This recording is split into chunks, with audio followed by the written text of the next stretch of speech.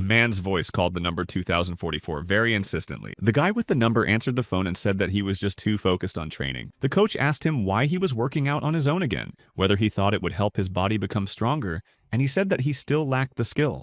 The trainer said that a second-level assassin should not worry about it, and handed him a scroll, saying that he had a new task for him. His target was the ghostly heavenly swordmaster of the Gong Sung Su faction, who loves women and prefers women to military affairs. The task was to take his life and try not to leave any traces. That same evening, ordinary people knelt in the residence and begged the gentleman for forgiveness, promising that they would certainly return everything. The ghostly heavenly swordmaster Gong Sung Su sat on his throne, glass in hand, pondering his decision regarding those people.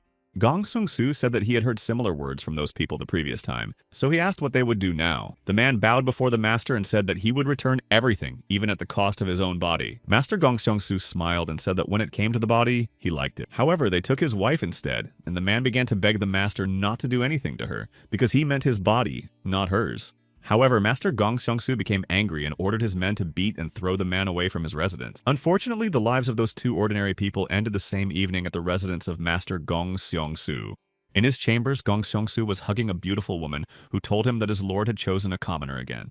The master laughed and said that the royal concubine had no reason to be jealous. The young concubine said that she was not jealous at all, but simply worried that it might have a negative impact on his reputation. Gong Seong-su told her that she shouldn't worry about it at all, because very soon they would expand his business even further. He believed that an era had come when money was becoming more important than military skill, and if he continued his work, he might well become the master of the world. Suddenly, a voice said that he was not going to listen to this nonsense anymore. A dark figure with red eyes and a sword in his hand appeared from the dark part of the room. Angry and wary, Gong Seong-su demanded to know who he was and what he was doing here. Instead of explaining, the guy attacked him and eliminated him with a single blow, thus easily accomplishing his mission. Upon returning to the headquarters, the coach asked why number 2044 missed his target. He replied that he thought that if he used the technique, he would leave too many traces. The coach was pleased with the work done and praised him for coming to this decision on his own. That same evening, their province was in full swing with festivities, and people were walking the streets buying sweets and other foods. Number 2044 was watching the people from the balcony with interest, thinking about something personal, namely his family. After all, Cole kidnapped him as a child, so he doesn't even know his real name. All his life, he did nothing but hone his fighting technique. At first, he had many other guys with him, but now only his faithful sword, which he called Mukon, is left. He was distracted from his thoughts by someone else's presence and ordered him to leave if he had anything to say. Three men appeared in front of number 2044, surprised to be noticed. He immediately asked what they wanted him to do, and the men said that they were not having much fun, so they would get right to the point. The problem is that because of him, their first-level assassins were suspended, and he was transferred to direct subordination to the founder of the Black Death. The guy replied that the world of the demonic cult is based on natural selection, where the weak submit to the strong and try to become the same. The words of number 2044 infuriated the three men so much that they were preparing to rush at him and destroy him. Meanwhile, the man wondered if the election of the candidate in the black in Chorna was over. He was told that they were finished, but there was one unfinished business. The mustachioed man asked what it was. The trainer said that in the case of number 2044, it seems that his innate skills are not designed to destroy others. The coach saw that he would be much better suited to be a warrior than a killer. At the time, number 2044 was dodging the attacks of those three people who had a grudge against him. Having thrown one opponent into the wall, he had to deal with two more. His passion for martial arts is so great that he could learn the truth of mastery on his own without the help of a teacher. They knew that number 2044 would live up to their expectations if he became a warrior, but now they need assassins, and that is the main problem. The guy defeated his opponents by neutralizing them for a while. One of them, when he came to, was angry and said that the number 2044 was deliberately hiding his true power, to which he replied that there was no such thing as an opportunity to publicize his skills. The opponents were worried that they would be reported to the management, and number 1044 said that thanks to them, he realized what he needed to work on. The guys were outraged because he is still impossible to defeat and he wants to become even stronger. If you study martial arts, you should know that you can't stop until you reach the level of Talm. The guys wondered if he hadn't reached that level yet, and number 1044 said that he still had to work on it. And from today, his name will never again be numbered 1044. His name from now on and forever is Mukhyun. He looked at them slyly and then walked away. The training ground was actively used for training, where wooden statues were scattered in different directions by the sword. Mukon wondered if it was possible to reach the limit in martial arts and what kind of energy was released from his sword, and what was the difference between it and the power of the weapon itself. He wondered whether it was created by introducing an otherworldly force into him, and he certainly wanted to know whether there was a limit to this or not. A mysterious man in a red cloak was watching Mukyun's training. He asked the old man if this was the same Mukhyun, and the man replied that it was. The man wondered if Mukyan had never really studied swordplay, and the man replied that it was hard to believe, but it was true. He asked me to invite Mukyan to see him because they were looking for a good killer for a case. At the headquarters of the Jackal herd, the same man in a red cloak sat and asked why they were silent or if they had not been taught to greet those who were older than them. Mukyan and the 4 other masters behind him humbly bowed before the master. He gathered them all together to entrust them with a very important task and asked if they had heard anything about the bloody cult of Asu. Mukyan looked at him in confusion, knowing full well what he was talking about. After all, they are the descendants of the very cult that fought against them fiercely 80 years ago. At the moment, they have begun to join forces and create new Jiangshi, their mission to gather as much information as possible about their plans. The unit received the order and immediately went on its mission to the cult of Asu. The girl asked if they were all on the same team. Why not get to know each other? Her name is Onan and she is from Pion, and the man on her side who was constantly being scolded by her is called Huansu. A man with blue hair said his name was Masik, he was from Muyang, and his friend Chinchin was also from there. Mukyan was the last to introduce himself, saying that he was from Chorna Zahiba.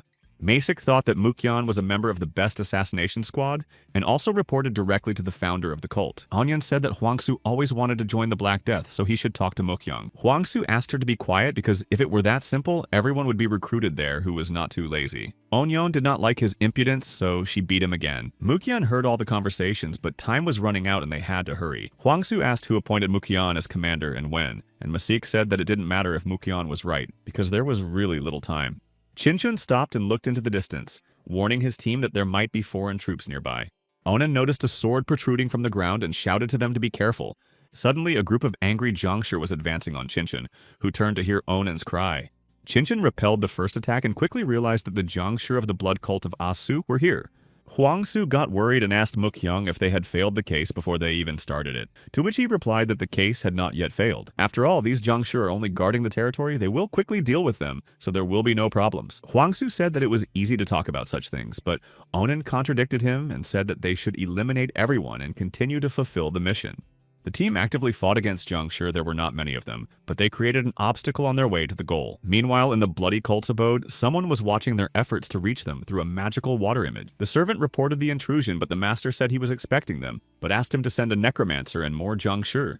Masik held Jiangshi's head and said that they were stronger than he could have imagined. He turned his gaze to Mukyan, wondering who this guy really was, because it was not easy for the governor of Muan to deal with this evil spirits. And Mukyan did not even lose his breath. It seemed that he was not even fighting at full strength. But while Masik was watching Muhan, he realized and informed his team that it was too early to relax because they had sent new Jiangshi. At that very moment, the ground under their feet began to tremble, confusing everyone. The team heard an evil laugh and looked up to see a figure at the very top of the tree. It was a woman necromancer who was smilingly reciting a spell to call for the Jiangshi uprising. After the necromancer's words, a bloody magical explosion covered everyone. Masik covered himself with his hand to escape the explosion, trying to understand whether it was really the work of the necromancer. At that moment, a new wave of Jiangshi began to attack them, but they became much larger and stronger than the previous ones. Masik jumped higher to assess the situation and realized that some Jiangshi were different from others. The necromancer used her best thug to tell them that they had no idea who they were dealing with. Mohang was assessing the situation while dealing with Jiangshi and listening to what the necromancer was saying. Suddenly, he realized that these were no ordinary Jiangshi because they were behaving strangely. In one of the Jiangshi, Mukang recognized Gong Shengsun, whom he had recently liquidated. Mukyan explained to Masik that among them is a target destroyed during the mission, so it seems that the rumors about the bodies of Murma masters being turned into Jiangshi are quite true. Mukyan decided to leave Jiangshi to them, as the invasion has already been detected and the time for the mission is running out, so they need to find their base as soon as possible. Huangsu was angry and yelled at Mukyan, who burned it all down and just jumped through the trees in search of the base. Mukyan knew that he could not fail this mission because if there was such a strong necromancer and so many Jiangshi, it meant that they were hiding something somewhere nearby. He wondered if he could get inside, so first he had to destroy their line of defense and the defense troops far from their shelter. Mukyan intuitively realized that he had come to the right place when he found the entrance to the cave. However, when he entered the cave itself, he did not expect to see so many Jiangshi. Most likely they were created and kept in this cave. Mukyan was well aware that he could not cope with them alone. Suddenly, one of the Jiangshi jumped up and attacked Mukang, to which he immediately reacted in time. Their fight was watched by spectators who discussed among themselves that, judging by the outfit, this boy was not from the faction, so he may be a killer of a demonic cult. They greeted Mukyar and said they were glad to see him in the bloody cult of Asu. The founder of the bloody cult, Asu Samayom, said that Mukang would have made a good Jiangshi. Yom himself said that he was the founder of the blood cult, but did Mukyar come to join and become part of their cult? Mukong asked him why he needed all these Jiangshi, whether they were planning to start a big battle again, or maybe they were planning to gather all of their supporters. Yom himself said that he was not planning anything like that, but he noticed that Mukyan was definitely not on the same page with them. After all, the blood cult of Asu is the successor to the blood cult of the once destroyed 40% of their power, which took almost 50 years to restore. Mukyan realized that things were bad, so he urgently needed to tell his customers about it. However, Samayom said that Mukyan should not even try to get out of the cave because it was soaked with poisonous fumes. It was interesting to see how long Mukang would last against them in this state, because the better the skills, the stronger Jiangshi would be against him. Having dealt with all the Jiangshi patrolmen, the team walked through the forest and discussed recent events among themselves. Some of the team was angry with Mukyan for leaving them, while others took his side, saying that there were good reasons for it. Suddenly, Masik noticed something strange and called on everyone to come to him immediately. Mukyang fought alone against Jiangshi's army, wondering if he would die like this despite his skills, if his training meant nothing. If this was not enough, how could he then become stronger, and even more so? How could he overcome these milestones of Jiangshi? Mukyan believed in himself and his strength, so he told himself that it was too early to bury himself. Yom herself gloated over Mukang, telling him that he would soon become part of Jiangshi's troops. Mukyan was covered in blood and looked at the founder of the bloody cult Asa with incredible hatred. Mukyan didn't need anything else, he just wanted to know if he had that high limit of skill. Was it even possible to achieve it in the course of martial arts? Mukyan was interested in how the energy of the sword and its power arises, and whether it has an otherworldly power, and whether it has the same energy. People say that an outstanding master can fight several dozen at a time. Mukyan was very eager to achieve this. He realized that from the very beginning it wasn't so difficult, because cutting is quite simple, just swinging a sword. Yom herself said that she finally saw hope in his eyes because it can easily turn into despair. Mukyan said that Sama Yom was right in his words, and now he would show him in action what real despair is. Mukyan, clearing the way for the cult founder, asked if he had ever heard of the Black Death, as the demonic cult had been formed many years ago. He kidnapped several thousand young children and taught them, selecting the best among them to make them into top-class masters. This is how the Killer Squad was born, which is directly subordinate to the leader of the Black Death cult. Mukyan was assigned the number 2044, and only those who have passed many tests can receive their own name. And as for his dark spirit inside Mukyan, it is not stinking or somehow different, but simply dark. His name is Mukyan, which means black smell, and the founder of the cult will remember this name for a long time. Yom himself began to get very angry because Mukong had destroyed all of his new Jiangshi in one blow. Mukong asked him if he had enjoyed the moment of despair enough because his face suddenly darkened. Mukyang asked Sam Yum to remember this moment very well, and the name of someone who will one day reach the pinnacle of his skill. After his words and a spectacular appearance behind Sam Yoma, Mukyan stabbed the founder of the cult, Asu, in the back, to which Samayom said that he himself was able to remember it. However, by the time Mukyan reaches the top, he still has to survive. Mukang dealt with Jiangshi but forgot that the cave was completely saturated with poisonous fumes. During all this time, he inhaled too many poisonous fumes. The new Jiangshi were still advancing on the exhausted Mukang, and there seemed to be no end in sight. She was sitting on top of a tree looking off into the distance. She noticed that the curtain was shattering like glass that was being broken by a strong impact. She began to realize that the situation was getting out of control. She went down to the rest of her team and told them that they seemed to be in trouble. Masik said that they had to find Mukyan and get out of there as soon as possible. In the end, the curtain fell, but the question remained why and what could have broken down such a strong barrier. It seems that the information from Muyong was reliable, which means that they are indeed producing Jiangshi and planning to attack the Imperial Palace. Jiangshi's troops and bodies must be returned to where they came from. The team managed to find Mukyan, but he warned that the cave was filled with poisonous fumes. Imperial troops have already arrived to fight the blood cult of Asu. Masik took Mukyan away, saying that they would take care of the rest and that he was very lucky that they arrived on time. Thanks to the Imperial army, not only the mission but also their lives were saved, but they were curious about what happened. Did Mukang manage to destroy all these Jiangshi in a poisonous cave by himself? Huangsu looked at Mukang and thought that they had clearly underestimated him from the beginning. The Imperial army rushed into battle against the bloody cult of Asu. Members of the cult could not understand how the Imperial soldiers were able to get through, because the veil could not be pierced from the outside. Something must have happened to the founder. General OK Yong Chin ordered all the troops to march forward because they dared to threaten the security of the emperor and his people. None of them deserved to live. Platoon leader M. Chun ordered his soldiers to kill absolutely everyone. The general of the blood cult ordered his soldiers not to panic because they were just soldiers with average combat skills. The necromancer watched them fight, asking if her master was okay, to which he replied that he was, but he was standing idly by like a scarecrow. Before he disappeared into thin air, he said that a smart bird will always find a person, while a stupid one will try to get a few unfortunate grains. In the headquarters of the Devil's Cult, the founder stood by the window in his chambers and looked at his tree. A man came to him and said that something unexpected had happened. The founder of the cult asked what exactly had happened, and was told that the bloody cult of Asu had engaged the emperor's army. The founder of the devil's cult, Han Chung-gil, was surprised by this turn of events. When rumors spread that the blood cult was planning an attack on the imperial palace, he sent troops to stop them. Han Chung-gil said that things had taken an interesting turn, and wondered if the devil from Muyang was involved. His interlocutor did not understand what exactly they were talking about, and the founder of the cult said that it was not important. Han Chung-gil asked what happened to their unit and was told that they were fine and were all undergoing treatment, especially on the manifestation mission. A warrior named Mukyan. They would like to teach the boy how to use a sword and make him a master, to which the founder of the cult said to do as he was told. The man introduced himself as Yu Pek, rubbing his head, and asked if Mukong would be his new student. Mukyan punched his palm and said he welcomed his new mentor. Yubek smiled slyly and said that he would take good care of him.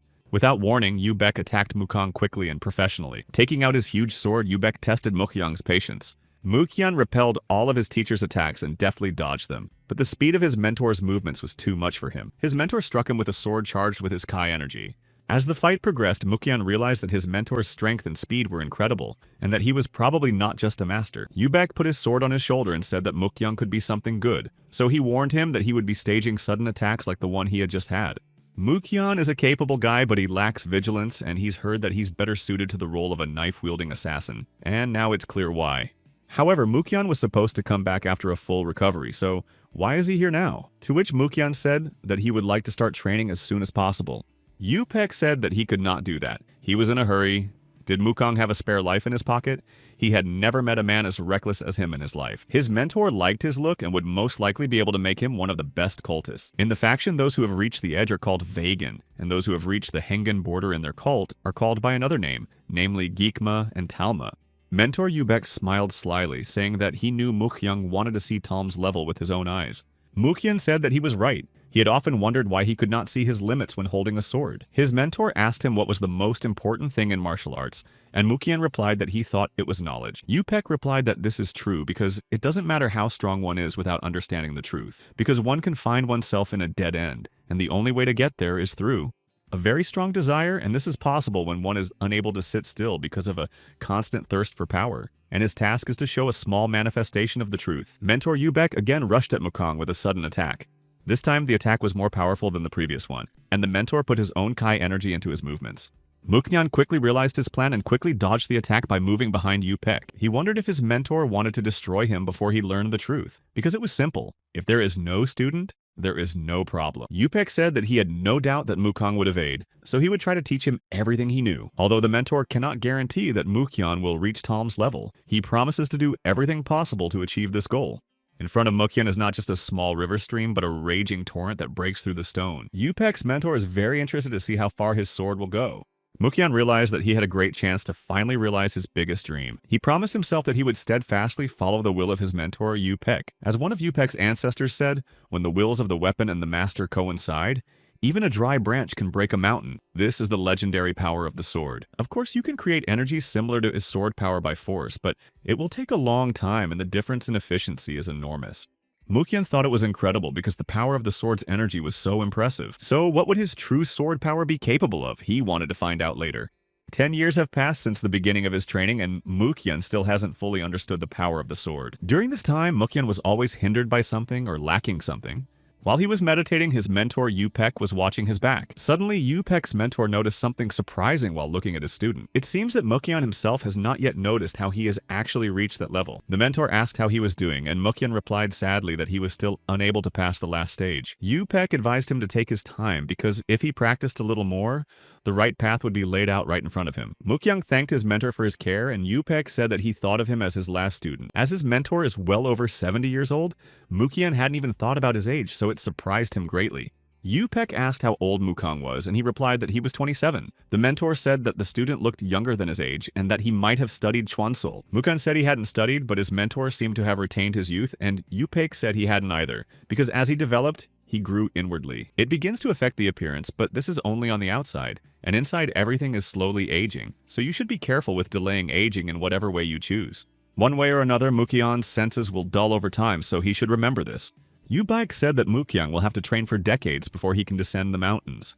Mukyan was outraged by the news and initially thought it was a joke, but he was right. 1 year later, he wondered what eventually became of the bloody cult of Asu, and his mentor said he didn't know if the cult hadn't been destroyed even earlier. A year later, Mukong asked Yupek if he had ever heard of the cult of darkness, and his mentor replied that he did not know, and that it was obvious that he lived in the mountains. A few years later, Mukyan asked if the masters who were able to recognize the true power of the sword were still alive, and his mentor said he did not know, and that they were probably not. Mukyan thought it was not easy and was like climbing an endless tower without any precise direction, the path abandoned by an infinite number of soldiers. Mukyan nevertheless succeeded in reaching his goal, even though he was angry that he could not reach it. Mukhan took out his sword and became one with it, imbuing it with his energy. The sword raised in the air was full of incredible energy and power. Mukyan, relying on the power of the sword, struck the ground with incredible force. Yupek watched him and thought that his student was truly amazing. He had finally seen what true sword power really looks like. At the end of the demonstration of strength, the mentor told Mukyan that he had now become the strongest sword warrior. Looking at the crater that Mukyan had made with his sword, Yupek warned that now he would have to prove the power of his sword throughout his life. After his mentor's words, Mukyan looked at his sword and thought about it all. If he has reached the level to which he aspired so much, however, Mukyakin still felt that something was missing, that he had not yet reached his limit. Master Yupek asked if he had heard of a divine sword master named Guvi, because he was the first to pass through the Huang'an level and reach Hengen. This is something similar to reaching the level of Thalmus, but in the demonic cult, no one has been able to reach him, so why not look for answers? In the Arts of the Dark Spirit, this collection was written by Guvi in his old age, and he put there all the knowledge about the techniques existing in Parha, if you master what was written there. Then, with the help of vital energy, it will be possible to accumulate inner strength and naturally achieve the truth. This knowledge will only be for the benefit of the self. His mentor recommended that Mukyan start learning Parsi already, but this language is taught in the second language, which puzzled his student. Raising his head to the sky with a slight smile, Yupek told Mukyan that it was time for him to come down from the mountain. Mukyan bowed to his teacher and thanked him for everything he had given him. The road down from the mountains was winding, and sometimes there were single carriages and wagons running along it. Mukyan was lucky enough to come across a carriage that was traveling down the mountain and stopped at his request. He kindly asked if the carrier had room for him.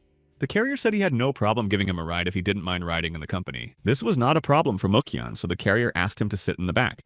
The fellow travelers asked where the young man was going, and Mukyan replied that he was going to Cheonan because he was going to go to Chinilla. The old man said with a smile that it looked like they had met the warrior Murim and invited Mukyan to go with them and become traveling companions. Mukyan thanked the old man for his help and said that he would be happy to meet new people. My grandfather said that he shouldn't thank him so much, but he was very curious if Mukyan was married. Mukyan put his hands in front of him and replied that he was practicing Dongchangon, so he did not allow himself to think about marriage. My grandfather took up his head and told me that in his time he had never been able to master Dongchangon. The little girl asked with interest what it was, and her grandfather replied that it was a combat technique that helped to improve skills. However, this technique had many disadvantages, so not everyone can master it. The little inquisitive girl was very curious about these disadvantages. The shortcomings of the equipment were clearly not for children's ears, so the grandfather scolded the girl for interfering in adult conversations. The little girl was offended by everyone because she was really interested in learning something new. Soon their carriage entered the city where life was bustling. Mukyan and his fellow travelers decided to grab a bite to eat and quench their thirst at a local restaurant. The grandfather told Mukyan that today he was treating him to a meal so he could choose whatever he wanted. Mukyan was pleased with such care and company and will be very grateful. At the next table, a big conflict was brewing between the men. Some of them mocked the others, saying that they wouldn't eat here anyway because this food was not their status. My grandfather drank his tea and concluded that if people like them are the face of the peace faction these days, the end will soon come. Mukyan asked his grandfather if he wanted to help them, because he used to study martial arts. My grandfather did not expect such straightforwardness from a stranger. Although he did not say so, the young man guessed that he could easily defeat all those people. However, the 5 people at the next table are having a second conversation, proudly calling themselves the 5 great shamans of the ridge. And they are all masters, so it is not easy to defeat them. Mukyan listened to his grandfather and thought about it. Suddenly, having made a decision, Mukyan abruptly stood up from his chair and slammed his hands on the table. At that very moment, an eagle flew in front of Yupek's mentor in the mountains, clearly symbolizing something. His mentor mentioned Mukyan because he wanted to teach him everything. I had to sacrifice the local mountain scenery. Yupek knew that letting Mukyan go was tantamount to letting a tiger out of its cage. The mentor just hopes that Mukyan won't attack someone important from the start. At the time of the fight, the grandfather and the little girl left the room and returned. They saw that the place where people had recently eaten and drunk had turned into a ruined place with bloody traces. The grandfather said that Mukyan's skills were amazing, and the little girl asked if one person could be so strong. He showed her the stick and explained that it was cut very smoothly, which means that the guy was able to cut the metal pole with one blow. Most likely he used kangi. Those people probably didn't even realize why their lives were cut short.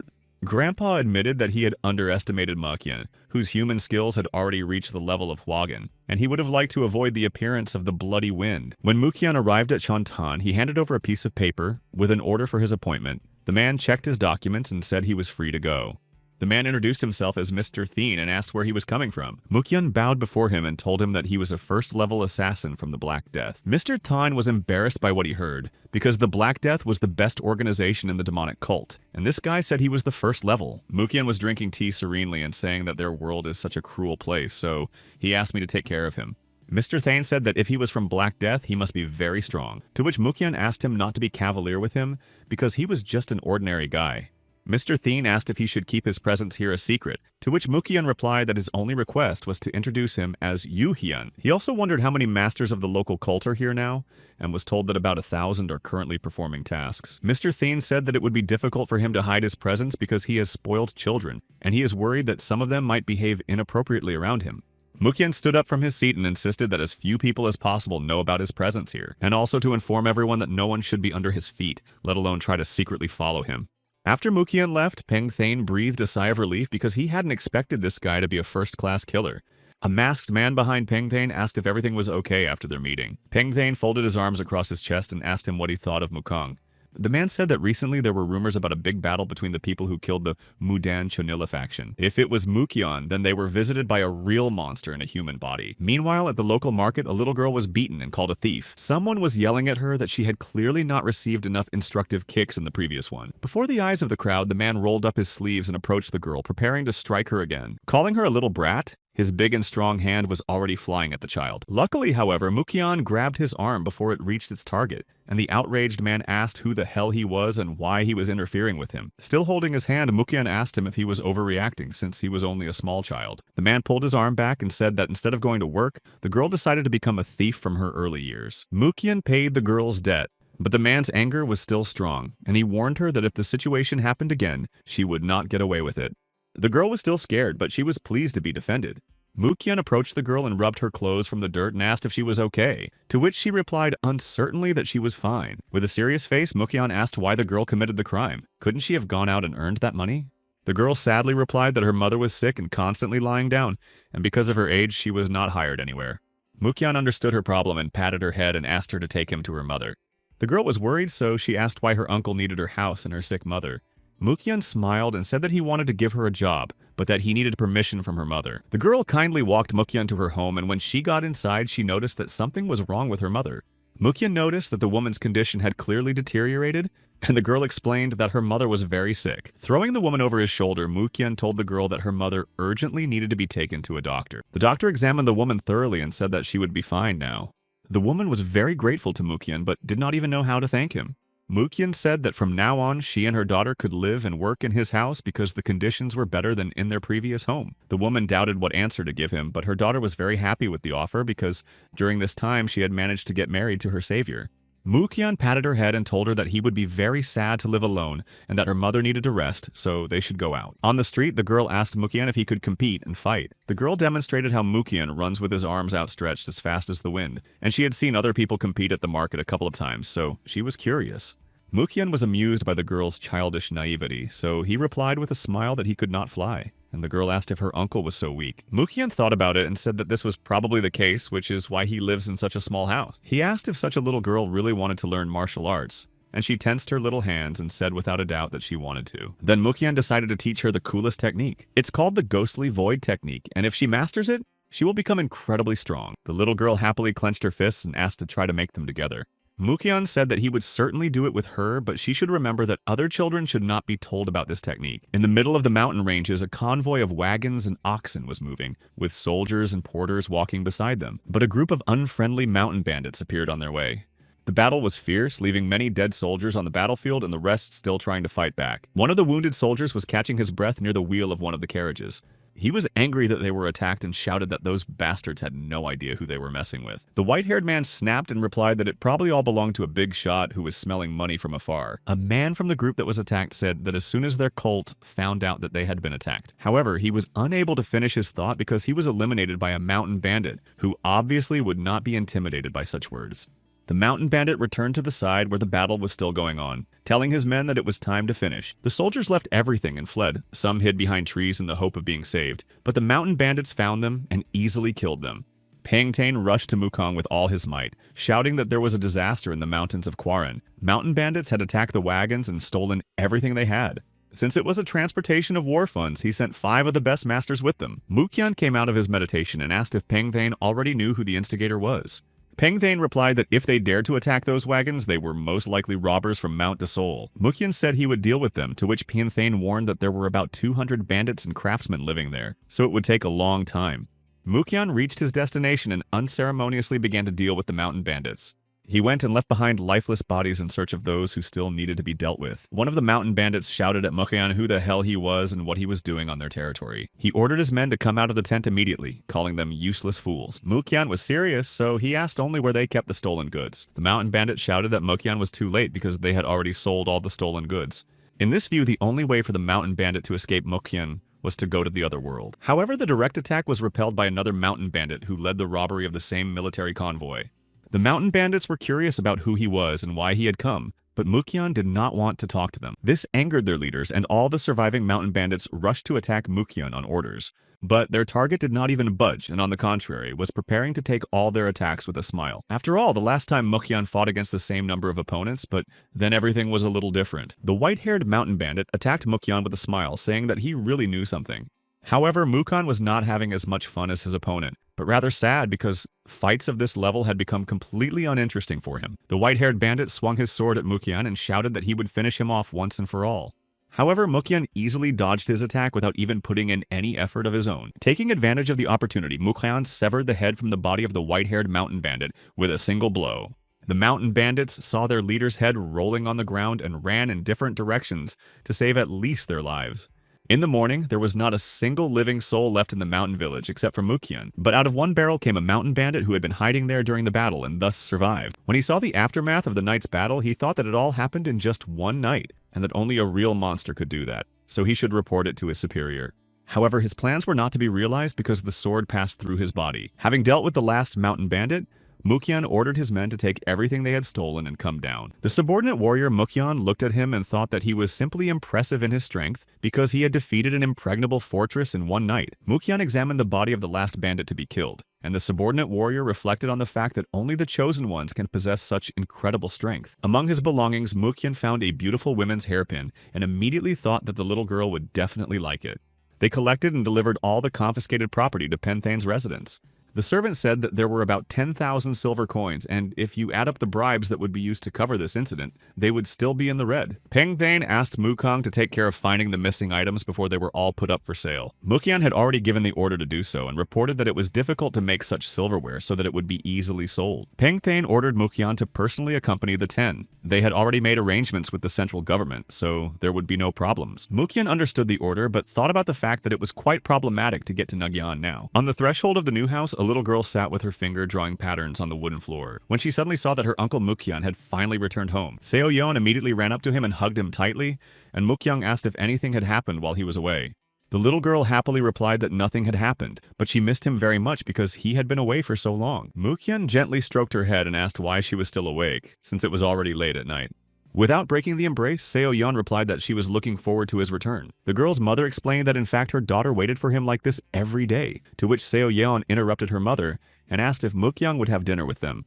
The girl grabbed him by the hand and led him to the table, and Mukyan asked the girl's mother to serve something simple, to which she happily said that everything would be on the table in a moment. After that incident, the faction's affairs went uphill. Although some things were stolen from them, they still dealt with the robbers. They earned money by transporting goods, hired soldiers, and managed to destroy the main camp of the robbers.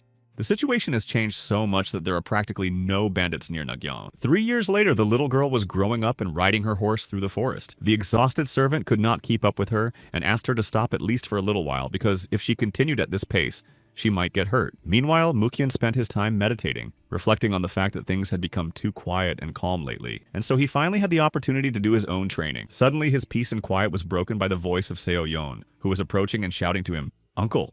A horse with his brave girl, Seo Yeon, on its hind legs stopped in front of Mukyan. Mukyan said he noticed that her riding skills have improved significantly. Seo Yeon laughed and said that she had just returned from the nearest village. The girl also wanted to show Moyan what she had recently learned.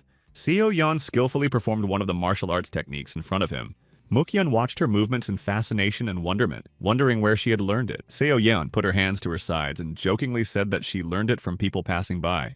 Mukyeon patted her head, recalling that not long ago she was just a baby and now she had grown so much that she said she was already 16 years old. A servant arrived to whom Mukyeon addressed the two, suggesting that Seo Yeon had exhausted her companion. The servant, still catching his breath from the race, said that it had not exhausted him. A messenger from Magyu came to Mukong saying that the central headquarters was surprised by his merits and therefore rewarded him in comparison to them. Thus, Mukyeon was appointed to the position of the Great White General of the Thousand Wolves Society. Mukyeon immediately realized that he was being assigned to the place where Chulgi Kwan's seat was. Pengdain congratulated Mukong on his promotion with a sad face. It was unusual for Mukong to hear him address him officially, although now Mukong is higher in rank, so it's normal now. Mukyeon asked when he should arrive at the central headquarters, and the envoy replied that he would give him time to finish his work, so it would take about 2 months. He should have returned to the center, but before that he should have put all his affairs in order. Mukyeon wondered how his finances were going because he wanted to make some gifts before he left. Seo Young was so happy with what Mukyeon had prepared for them. Uncle Mukyeon said that this was their home now, and since she was an adult, she could choose the room she liked. Without waiting long, Seo Yeon quickly ran into the new house to look around and choose the best room, while Mukyeon and her mother stayed outside. The woman did not understand why Mukyeon was so kind to them, since he had already helped them in many ways. Mukyeon asked to take the documents for their new home and money for a long and comfortable stay in it. The woman could not accept them, but Mukyeon assured her that in the future she would have to marry So Yeon. Tomorrow Mukyeon is leaving for a long journey, so he doesn't think they will have to meet again. The woman wondered why Mukyeon had decided to leave everything behind so suddenly and leave. She was sad that she hadn't been able to repay him for his help over the years. Seo Yeon didn't understand why her mother was so upset. Mukyeon explained to Seo Yeon that he was going on a long journey and that while he was gone, she should listen to her mother and do everything she said. She asked if he would go far away again, and Mukyeon replied that she could do whatever she wanted, as long as she was not lazy. Seo Yeon loved her uncle's affection, and smiling, she promised to become stronger. So much stronger that it will even surpass Uncle Mukyeon himself. Mukyeon smiled and said that he hoped the next time they met, Seo Yeon would surprise him. After traveling a long way, Mukyeon arrived at his destination month and greeted Master Chulgi Kwan. The master said that they hadn't seen each other for quite some time, and he had heard rumors that Mukyeon had become much stronger, and he said it was time to learn. The strongest technique of the Thousand Wolves Society and lead the warriors as a great general. For this, he must master the technique of swordplay. Mukyeon understood the order and then bowed and left Cholgit Kwan. After a while, Mukyeon sat and was very sad, saying to himself that he was incredibly bored. A man behind Mukyeon asked what he had just said, and Mukyeon replied that it was just his thoughts out loud. They watched the warriors train, repeating movements and motivating loud words. Mukyeon wasn't interested in watching this because the soldiers were doing the same thing, and he really wanted to get out of there and do his own training. He came up with a plan to accomplish his goal, so he told the junior coach that he would be coaching them next time. The coach said that it was against the rules if a real battle started and they would not be able to cooperate with him. Mukyeon told him not to worry. If this suddenly happened, the coach would lead them into battle and he would personally follow behind. Suddenly, Mukyeon came up with a much better idea than the previous one. Chulgit Kwan asked his advisor how the training was going, and he replied that the soldiers trained from morning until evening. Chulgit Kyung said that if that's the case, Mukyeon is doing a good job. He saw a picture of Mukyeon with a sword in his hand, showing the soldiers' movements and them disciplinedly repeating after him. However, Chulgit Kwan was not fooled, and he immediately realized that something was not clean. Suddenly appearing behind the coach, he tore off his wig, revealing their insidious plan. Chulgit Kyung was holding a wig and was very angry that he had been so easily deceived by the new general. The coach ordered all his soldiers to immediately line up in front of his head. However, Chulgit Kyung did not want honors. He was only interested in where Mukong had gone. Meanwhile, Mukyeon practiced techniques using his sword. As he thought, training alone is much better and more effective. However, Mukyeon's loneliness was short-lived because Chulgit Kyung found him and demanded to know what he was doing here and why he was not fulfilling his duty. Chulgit Kwan asked what he was doing when he should be training the rest of the soldiers. Mukyeon calmly replied that he was training alone here, which caused indignation among his superior. Chulgit Kyung lost his temper and started shouting, saying that personal training was more important to him than training his troops. Mukyeon was absolutely calm and balanced, and also told him that his own training came first. Chulgit Kyung did not expect Mukyeon to show such calmness and restraint. After thinking for a while, he ordered Mukyeon to draw his sword. Mukyeon has just now realized that Chulgit Kyung is really angry, but he's willing to do as he asks. Chulgit Kwan said that he wanted to see its full power, and if there was really something to see, he would forgive his lie. It seems that Mukong was expecting just that from Chulgit Kwan. After all, it has been so long since he had the opportunity to show his full strength. Mukyeon recalled Yupek's words that he could not guarantee him the level of Telm. I remembered a small mountain stream and a turbulent stream that breaks through a stone. Mukyan used the technique of rock destruction in the image, which immediately gave off incredible energy. Mukyan had full sword technique, so he took the liberty of attacking first. Chulgit-Kwan had no idea that Mukyan could possess such knowledge and skills. Their swords clashed in a duel of honor from which only one strongest swordsman will emerge. Chulgit-Kyung stopped and told Mukyan that he was getting too carried away. Now he will show him what real and worthy power is. He will demonstrate a technique capable of demolishing 10 fortresses in one fell swoop. Mukyan thought that maybe it was the incredible energy of the cosmos. Is it possible that this force is capable of destroying a mountain with its bare hands? Or maybe something that controls all life in this universe. Mukyan could not know for sure, but he was quite sure of one thing. He needed to hone his skills until he was blue in the face to use it. To crush your enemies to improve no matter what and in no other way, because this is the power of martial arts. Chulgit-Kwan was incredibly surprised that Mukyan was able to use the sword command technique. After all, he knew that this technique was not easy to stop. In front of his eyes, Mukyan was already preparing to strike him with his sword. Chulgit-Kwan already knew in advance that he could do nothing in front of such equipment. However, Mukyan changed his mind about attacking him and hid his sword. While Yoonggik-kyung could not comprehend what had just happened, Mukyan thanked him and said he was impressed with his technique. Mukyan thanked him for teaching him, but he still wondered how he could make amends. Yoonggik-kyung seriously thought about how he had underestimated this guy, because he had no idea that he was so strong. Turning to the exit, he said that, as he had promised, Mukyan could not attend general training. Left alone, Jeonggik-Kwan destroyed everything in his path out of anger, not noticing that a raven was following him from afar.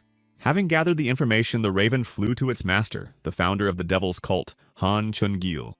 The raven told his master everything he had seen and heard, and Han Chun-gil was surprised, saying that things had taken an interesting turn. After some time, the founder of the devil's cult summoned Mukyan to his place. He said that he had not seen Mukong for a long time, but he had heard that he had become a true martial arts master. Mukyan bowed to Han Chun-gil and thanked him for his words. Han Chun-gil told Mukyan that he had called him to his house to find out his plans for the future. Another man who was interested in Mukyan joined their conversation. He had heard of Mukyan in Nagoya, but as it turned out, he was secretly amassing forces at the central headquarters. Thanks to Mukyan, their company grew significantly, and they even managed to create 3 new guilds, but this led to a conflict with the Punishing Clan. Mukyan asked in surprise what kind of a Punishing Clan it was. They explained to him that it was not large in number, only 200 people, but their master was a very strong warrior, one of the 5 lords and 3 emperors. He is a great master who has reached the Wagon level known as the Thunder King of the Lightning Sword. If we leave things as they are, there is a high probability that he will interfere in their affairs, so they have a request. Namely, Mukyan is obliged to eliminate the Thunder King of the Lightning Sword. When Mukyan is killed, the world will know that they have the power to remove one of the 5 rulers and 3 emperors. Han Chun-gil is providing 4 additional people for this mission. However, Mukyan objected to the founder of the cult, assuring him that he did not need additional people because he could handle it himself. In the forest, a group of 4 people were making their way through the bushes, discussing among themselves that today they would search the area across the river. The girl reached into her bag, expressing her opinion that the person they were looking for might not have been alive a few years ago. She looked at the picture of their target and said that she was looking for him only for the reward, but that this was the first time she had seen such a hopeless case. The man suggested that they start from the place behind the trees closest to them. After walking a little further, they noticed a fire burning in the middle of the forest with someone sitting by it, so they decided to show the stranger the drawing and ask him questions. A man was sitting by the fire by himself preparing his dinner from the gifts of the forest. The team kindly apologized for interrupting his vacation.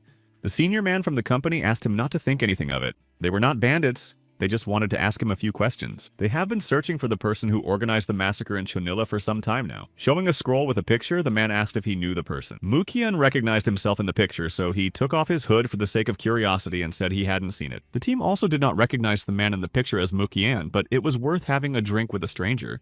The senior member of the team apologized for treating him with suspicion from the very beginning, and Mukyan said that everything was fine, because now they were doing well. He also thanked him for the delicious alcohol, to which the older man laughed and offered to have another drink.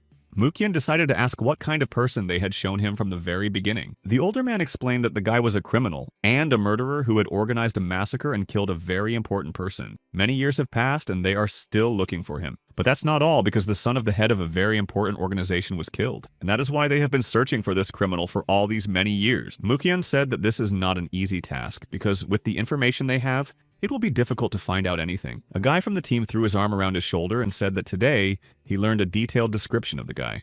He began to recall what the perpetrator was wearing that day. Wearing clothes as black as night and a hood like the one Makani is wearing now. And he had a sword with a blade about 70 centimeters long and a handle about 30 centimeters long. He also had long dark hair and a cold, piercing gaze. After the detailed description, there was a mute pause between everyone, and the silence was so strong that you could hear the wood crackling in the fire. One man from the team reached for his weapon, but the senior man stopped them all. However, Mukyan was not bothered by this at all and sat calmly finishing his drink. He thanked the team for reminding him of the incident, as it was so long ago that Mukyan did not even remember it. Mukyan said he didn't care about their team so they could relax, and the older man thanked him for saving their lives. Mukyan admitted that he wanted to kill all those who pointed weapons at him, but as he said earlier, he forgave them for the offer of a drink. The man asked if Mukyan was really that strong, and he replied that he had no idea how much the guy would have dealt with them in a second. They were obviously not worthy opponents for Mukyan, so they did not dare to attack first. The senior master was thinking that he had made a major mistake, because they are usually particularly vigilant, and their customer had deliberately concealed his strength level. Mukyan said that he was not going to give up on them, but he could give them one chance. He also explained that he was actually going to take part in the duel and that they probably even knew his opponent. The Thunder King of the Lightning Sword may be telling them something. The Elder Master wondered if it was the same Thunder King, if Mukong, knowing how strong he was still looking for a meeting with him. Mukyan is not a local, so he does not know the way, but he would be very grateful if they could guide him, and if he does not survive, they can exchange him for a reward. The senior master was thinking about what he should do.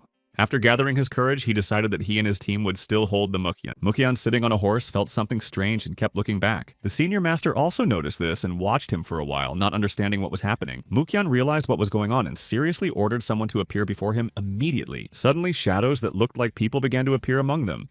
4 warriors bowed before Mukyan, who was sent by the founder of the cult. They explained that they had been sent from the center to help Mukyan in a critical situation. Mukyan told them that he did not need their help so they could go back to the center. But the soldiers told him that they could not return because they had been ordered not to leave Mukyan. There was nowhere to go, so Mukyan allowed the soldiers to follow them, but forbade them to do anything without his permission. The soldiers bowed down to Master Mukyan and said that they obeyed his orders. The team was amazed at how quickly those soldiers moved like true professionals.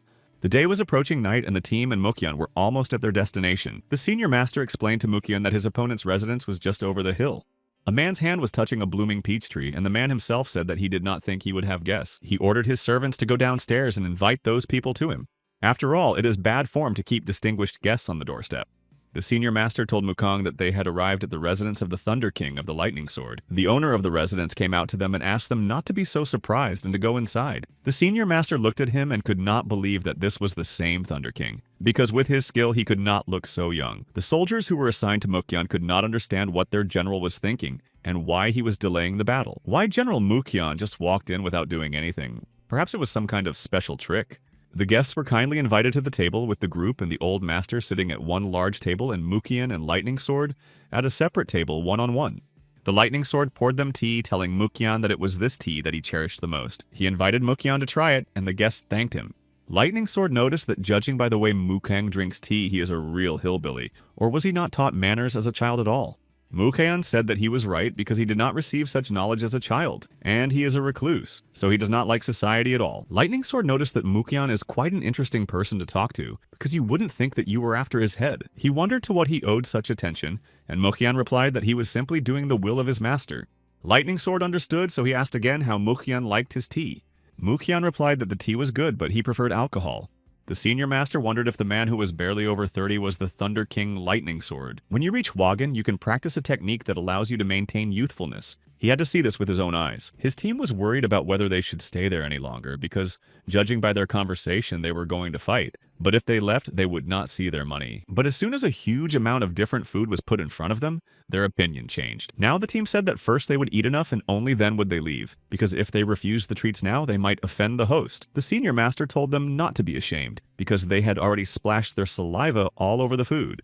Quite a number of respectable people came out of the residence to meet them, some of whom called the owner of the house their father. The Mukyan warriors thought that this meant that the Lightning Sword had summoned the masters of the Punishing Clan. They realized that this could turn out badly for them, because problems from such a fight were guaranteed. The Lightning Sword told them to come in. He called them to listen to a conversation that they would need, so they should pay attention. Mukyan noticed that the Lightning Sword was well trained, laughed, and said that there were only a few truly worthy masters among them. He wondered if Mukyan had studied anything else besides martial arts, and he replied that he had, but that he didn't like anything else except music. Lightning Sword asked if Mukong could play the hangum, and he replied that he could, but only a little. Lightning Sword asked me to play for him in the residence of the house at least a little bit because he was very interested in hearing his sound. Mukyan agreed to play, and his sound spread throughout the estate and garden, everyone silently listening to his music as if mesmerized, not daring to stop him. Mukyan finished playing and thanked all the listeners for listening to his imperfect melody. Lightning Sword said that of course there is no technique there, but the way Mukyan puts his soul into his melody is simply amazing. Therefore, he had a rather simple and interesting question. He wanted to know what his sword meant to Mukyan. Mukyan did not hesitate to answer that the sword was just a sword, and he wondered why he was asking such an obvious question. The Lightning Sword laughed out loud, saying that he knew he had finally found a worthy interlocutor. The son of the Lightning Sword did not understand what was happening and who was the man who was talking so carefree with his father. Had he also reached the level of Hwagen? He is so angry that he does not understand what they are talking about. The Lightning Sword says that in order to become a sword master, he needs to ask himself what should be in his heart when approaching any task. Mukyan had two options. One was better or not, and the other was to forget about everything. For an ordinary person, forgetting is an impossible task, so what is the first one? To which Mukyan replied that this was a secret of his technique, so he could not answer. Does Mukyan really want to pass the secret only to his student? But Mukyan does not think that he will ever appear. He plans to improve until he leaves the world. Lightning Sword still considers Mukyan to be an amazing person, but he was eager to at least learn the name of his technique. Musang Kambab is the ultimate sword technique. That's what it is. It sounds incredible, but Lightning Sword would like to take a closer look at it. Mukyan, finishing his mug of tea, smiled slyly and said that very soon he would see his technique with his own eyes. Lightning Sword was now even more intrigued, so he would not delay the inevitable. After all, the time had already come for them to begin their fateful battle with Mukon. They went to the square where demonstration battles and duels were usually held. Lightning Sword pulled out his sword and thought about the fact that it had been a long time since he had taken it out for such battles. Mukyan noticed that his opponent had a wonderful sword with a very sinister energy, which is exactly what is needed for a sword of this level. The Lightning Sword said that at first he did not accept its true nature, but later he got used to it and even gave it the name Majestic King. Mukyakin also said that he calls his sword the Black Soul, unlike his opponent's sword, which is just an ordinary sword that has never let him down in so long. Lightning Sword was eager to see what the two of them could do. Before the battle, he called the name of his son Zhong Yi, who was ready to listen to his father's words. Lightning Sword said that he was going to start a duel, and if he was gone, he forbade revenge because it was only a duel between two strong masters. It was hard for Zhong Yi's son to hear such words, but he humbly obeyed his request. Lightning Sword asked Seo Jin if he didn't die today, he would like his sword, the Great King, to go to him. Seo Jin replied that he would not dare to take him away because he was only his student, to which Lightning Sword replied that it is only a sword and his skills are far from perfect, but the energy and the impetus to live remind him of his youth, so he will keep the sword. Besides, Lightning Sword wants Seo Jin to help his son Zhong instead. Seo Jin also obeyed the will of his master, promising to fulfill his request as he had ordered. The Lightning Sword returned to Mukong, apologizing for keeping him waiting so long. Having given his orders, Lightning Sword took a fighting stance and announced that it was time to start their duel. Mukyan warned his opponent that he would use the Killer's Hand technique to start with. Lightning Sword said that it was impressive because it was the first time he had ever seen anyone use this technique in this style. So, is this the technique he was talking about? Mukyan will use a technique from the 4th chapter of the 3rd paragraph of the book. He studied martial arts from called Mangan, which is very effective in defense. The Lightning Sword attacked Mukyan, but his defense technique struck him down, because even the Lightning Sword will have a hard time breaking through such a strong defense. Mukyan said that a master like him could pierce the defense of the Lightning Sword. Without hesitation, he endowed his sword with the power of the Black Mountain Dragon. This powerful attack could be seen and heard even outside the residence. The shockwave affected even those who were watching the battle from a distance. Mukyan barely managed to dodge this attack, so the duel continued. He thought about the fact that he didn't think his opponent would be able to break through the gap in Mangan's technique. He shouldn't forget who he was dealing with and how strong he was. While Mukyan was distracted, Lightning Sword said that this was not the end using the Dragon Body Force technique. Mukyan, in turn, chose the Punishing Sword technique from Chapter 3, 1st paragraph. Around him and his sword, many discharges appeared, reaching for his opponent. Lightning Sword wondered if Mukyan had managed to stop his technique. Each time this guy impresses him more and more. However, he was curious what technique Mukyan would use to respond to the new attack. Mukyan responded with an equally powerful blow in return, again repelling the attack. An incredibly powerful and dynamic battle between two strong masters took place on the battlefield. Watching them, the Elder Master reflected on the fact that he knew their powers were incredible, but he did not realize how much. Lightning Sword landed on the ground thinking that after he had attained the 10 truths of the Jet Dragon sword technique, he reached the level of Hwagen, and after that there was no one worthy of crossing swords with him.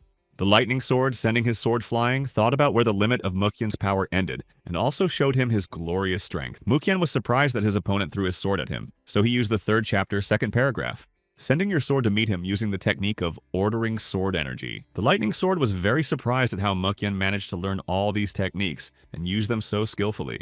Without stopping, Mukyan used the Tongan technique of the 4th chapter of the 1st paragraph. Lightning Sword was nervous because he was distracted for only a second, and he didn't want to believe that Mukyan was going to hit him with his bare hands. Nevertheless, Lightning Sword managed to avoid a critical blow to its side. Lightning Sword was angry with himself because he should have immediately hit as soon as he heard the name of the technique, because a little more time, and he would have been dead. Mukon continued to attack using the first paragraph of Chapter 2.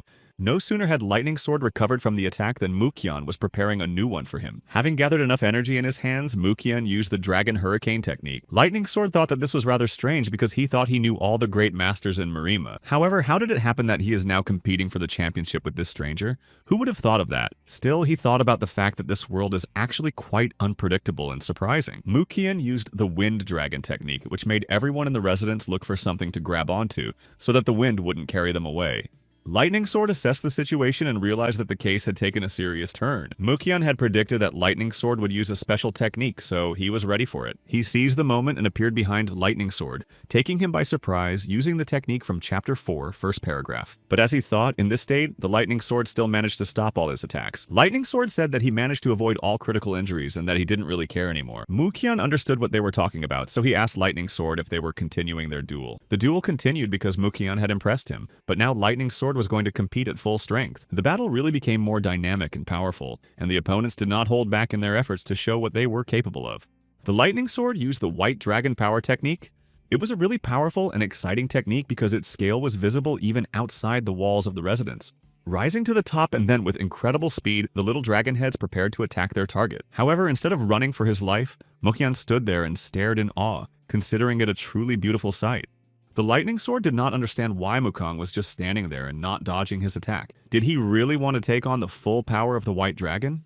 However, at the last moment, Mukyon used the defense technique from Chapter 1, paragraph 4, after which a strong blow was heard. The son of Lightning Sword was glad that Mukyon had not dodged that explosion in time.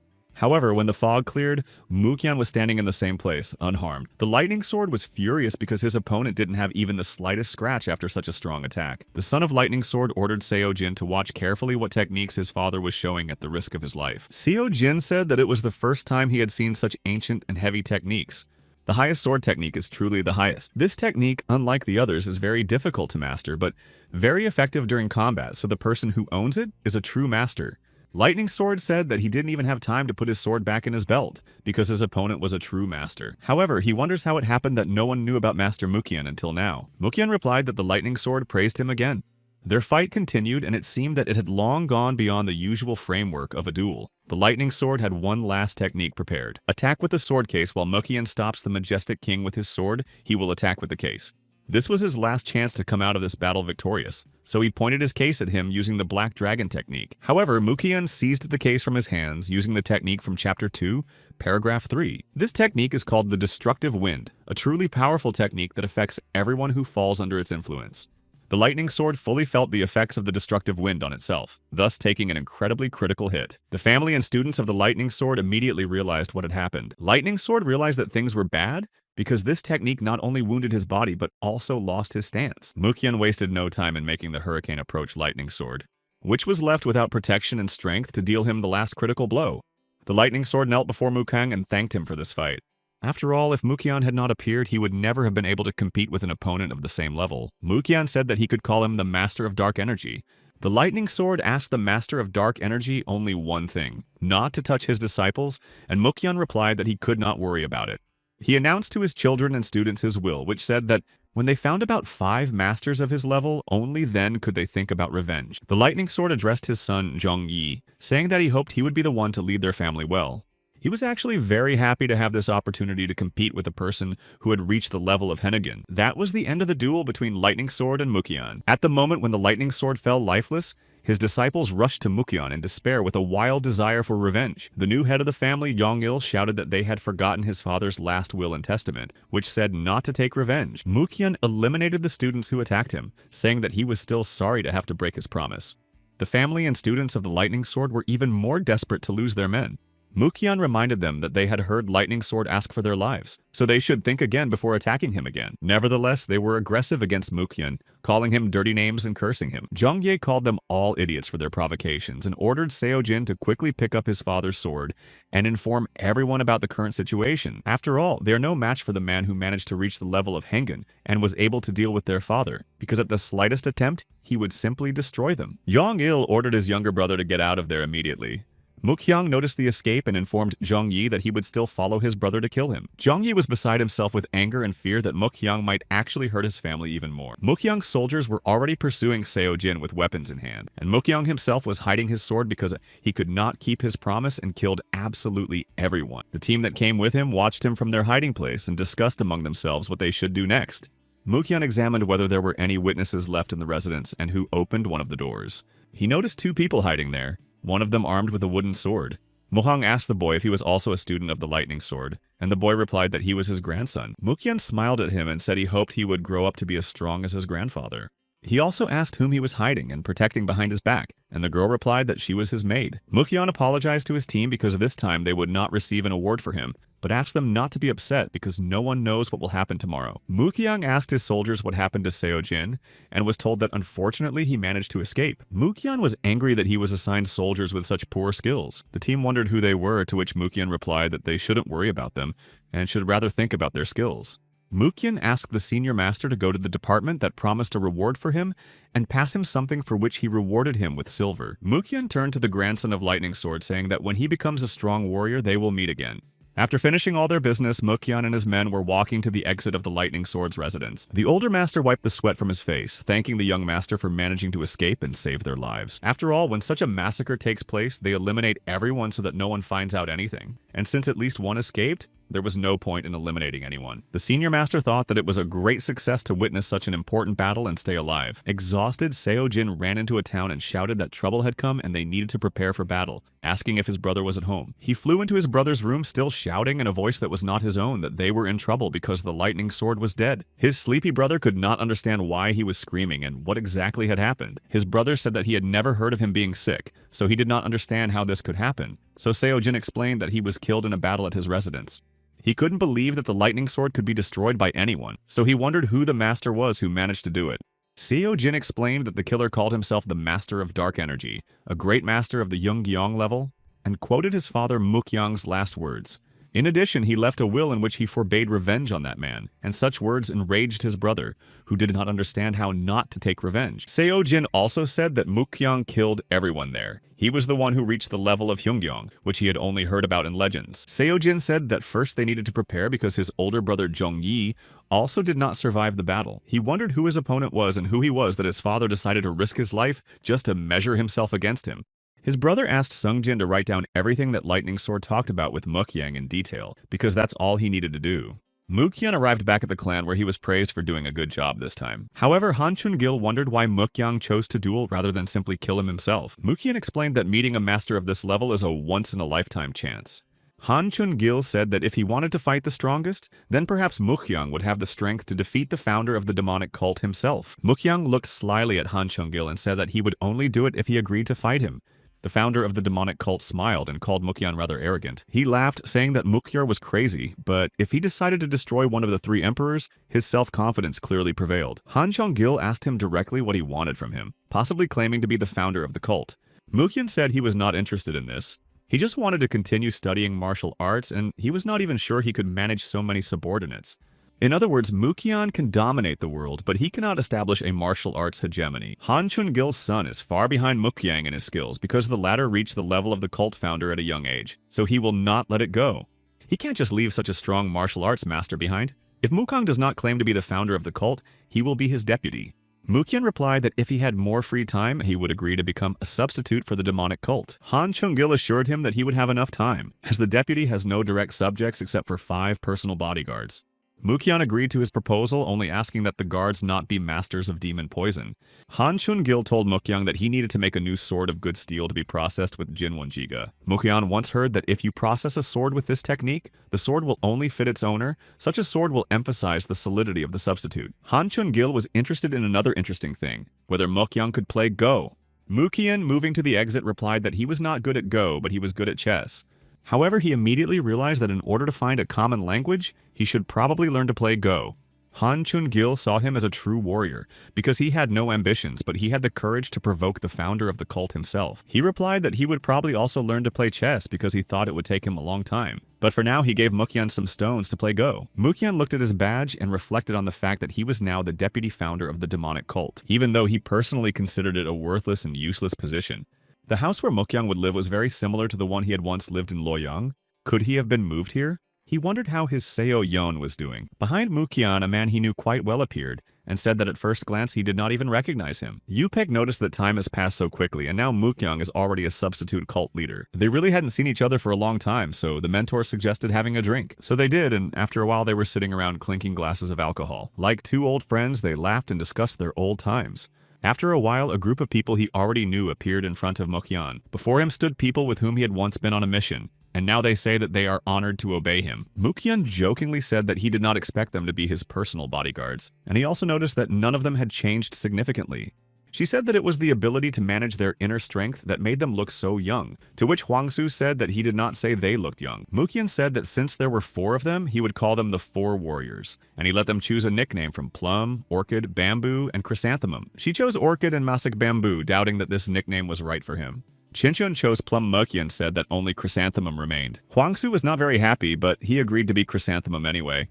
Mukhyang said that from now on they are his personal bodyguards, and he will know them only by their nicknames, and he will teach them martial arts personally. In the cult, there was talk that he made it a rule for his subordinates not to approach him with a sword, but for Mukhyang he made an exception. Han Chungil replied that he did not need it. He had surprised him with his courage, and therefore it was a good purchase. No matter how good a mare is, if she doesn't listen to her master, what good is she? But Mukhyang is unlikely to get a chance to touch him with his finger.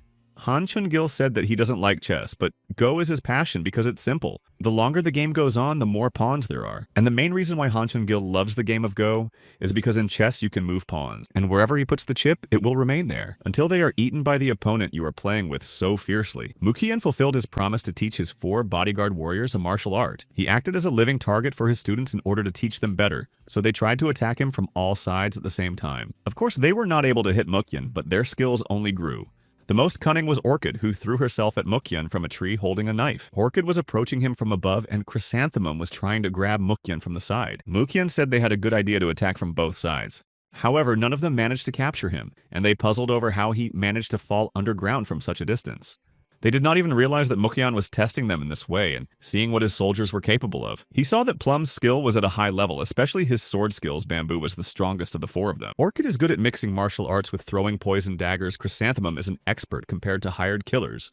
However, they are too weak to be called a bodyguard unit, which may be why Mukhyang was assigned to such warriors for a reason. Mukhyang ordered that starting tomorrow morning, each of them should visit him in turn, and he would give each of them half an hour of his time.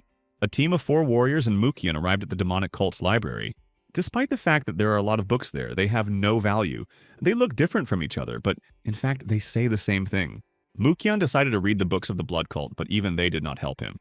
After all the techniques there are based on witchcraft, but if the opponent is good at martial arts, such techniques will not work. Then how can he continue to train if he has already surpassed the tasks of the demonic cult masters, which they call cruel for him as a child's play? Chrysanthemum appeared behind him and wanted to tell him something. He said that he had come to train as well, and Chrysanthemum saw that Mukhyang was clearly troubled by something. Chrysanthemum thought about what he said because he didn't know for sure. He thought and said that if he climbed the Mason Peak of Mount Simandasan, or broke a big rock. On the south side of the forest there is a pine forest. Perhaps Mukhyang will be able to count all the needles of that pine tree, because they say this method was used in Shaolin. To punish the naughty monk, there was a pine forest where a strong wind blew twice a day, and he was ordered to count all the needles on thousands of trees. In the forest not far from there, the wind does not blow, so there are 3,000 pine trees, and for an ordinary person, in his opinion, this is an impossible task. Mukhyang asked what had become of the monk, and Chrysanthemum replied that the monk had counted those needles until he died and was given to God. Mukhyang realized that this task was really impossible for an ordinary person, so he had to try it. Mukhyang chose a tree much larger than he expected and decided to start. He quickly ran up the tree even without using his hands. While counting the needles, Mukhyang realized that it turns out that this kind of work requires a good memory. However, this difficult task turned out to have an advantage. It was possible to look at the beautiful scenery from the top of the trees. Mukhyang looked at the vast forest and realized why the Shaolin monk could not finish the count until his old age. Perhaps this is where the limit of martial arts skill lies. Chrysanthemum shouted from downstairs that a blacksmith wanted to meet with the cult's deputy founder. Mukhyang heard everything, but he could not understand why the blacksmith needed to meet with him, especially in person. Koval knelt down before Mukhyang and apologized for not being able to satisfy him. Mukhyang stood there in complete confusion as to what had happened and why he was apologizing so much, and the blacksmith could not even raise his head in shame. The blacksmith explained that he wanted to make a good sword as he asked, but it seems that what he made is not good at all, so he will have to make another one. Mukyan said that since the sword was ready, he should give it to him, because he did not care whether the sword was good or not. The blacksmith obeyed the will of the cult's deputy founder, but he himself thought that the sword was indeed defective. Mukyan took the sword and waved it a couple of times, concluding that the sword was perfectly made. However, Mukyan wondered what exactly the blacksmith didn't like about his product. The blacksmith said that he did not know why, but the energies of good and evil were completely mixed, and the sword became incomprehensible, and it would be difficult to achieve higher skill with it. Mukyan listened to the blacksmith and decided to try the new sword in action. They climbed the mountain together to fully experience the power of the sword. The blacksmith saw a picture of the cult founder's deputy holding a sword and releasing the same energy as his new sword. Mukyan and his sword became one so harmoniously that they were created to do great things together. The blacksmith was shocked because the energy of evil and good should be at odds with each other and prevent the master from controlling the sword. Mukyan used the Pachinwal technique to level half of the mountain, telling the blacksmith that he thought the sword was beautifully made.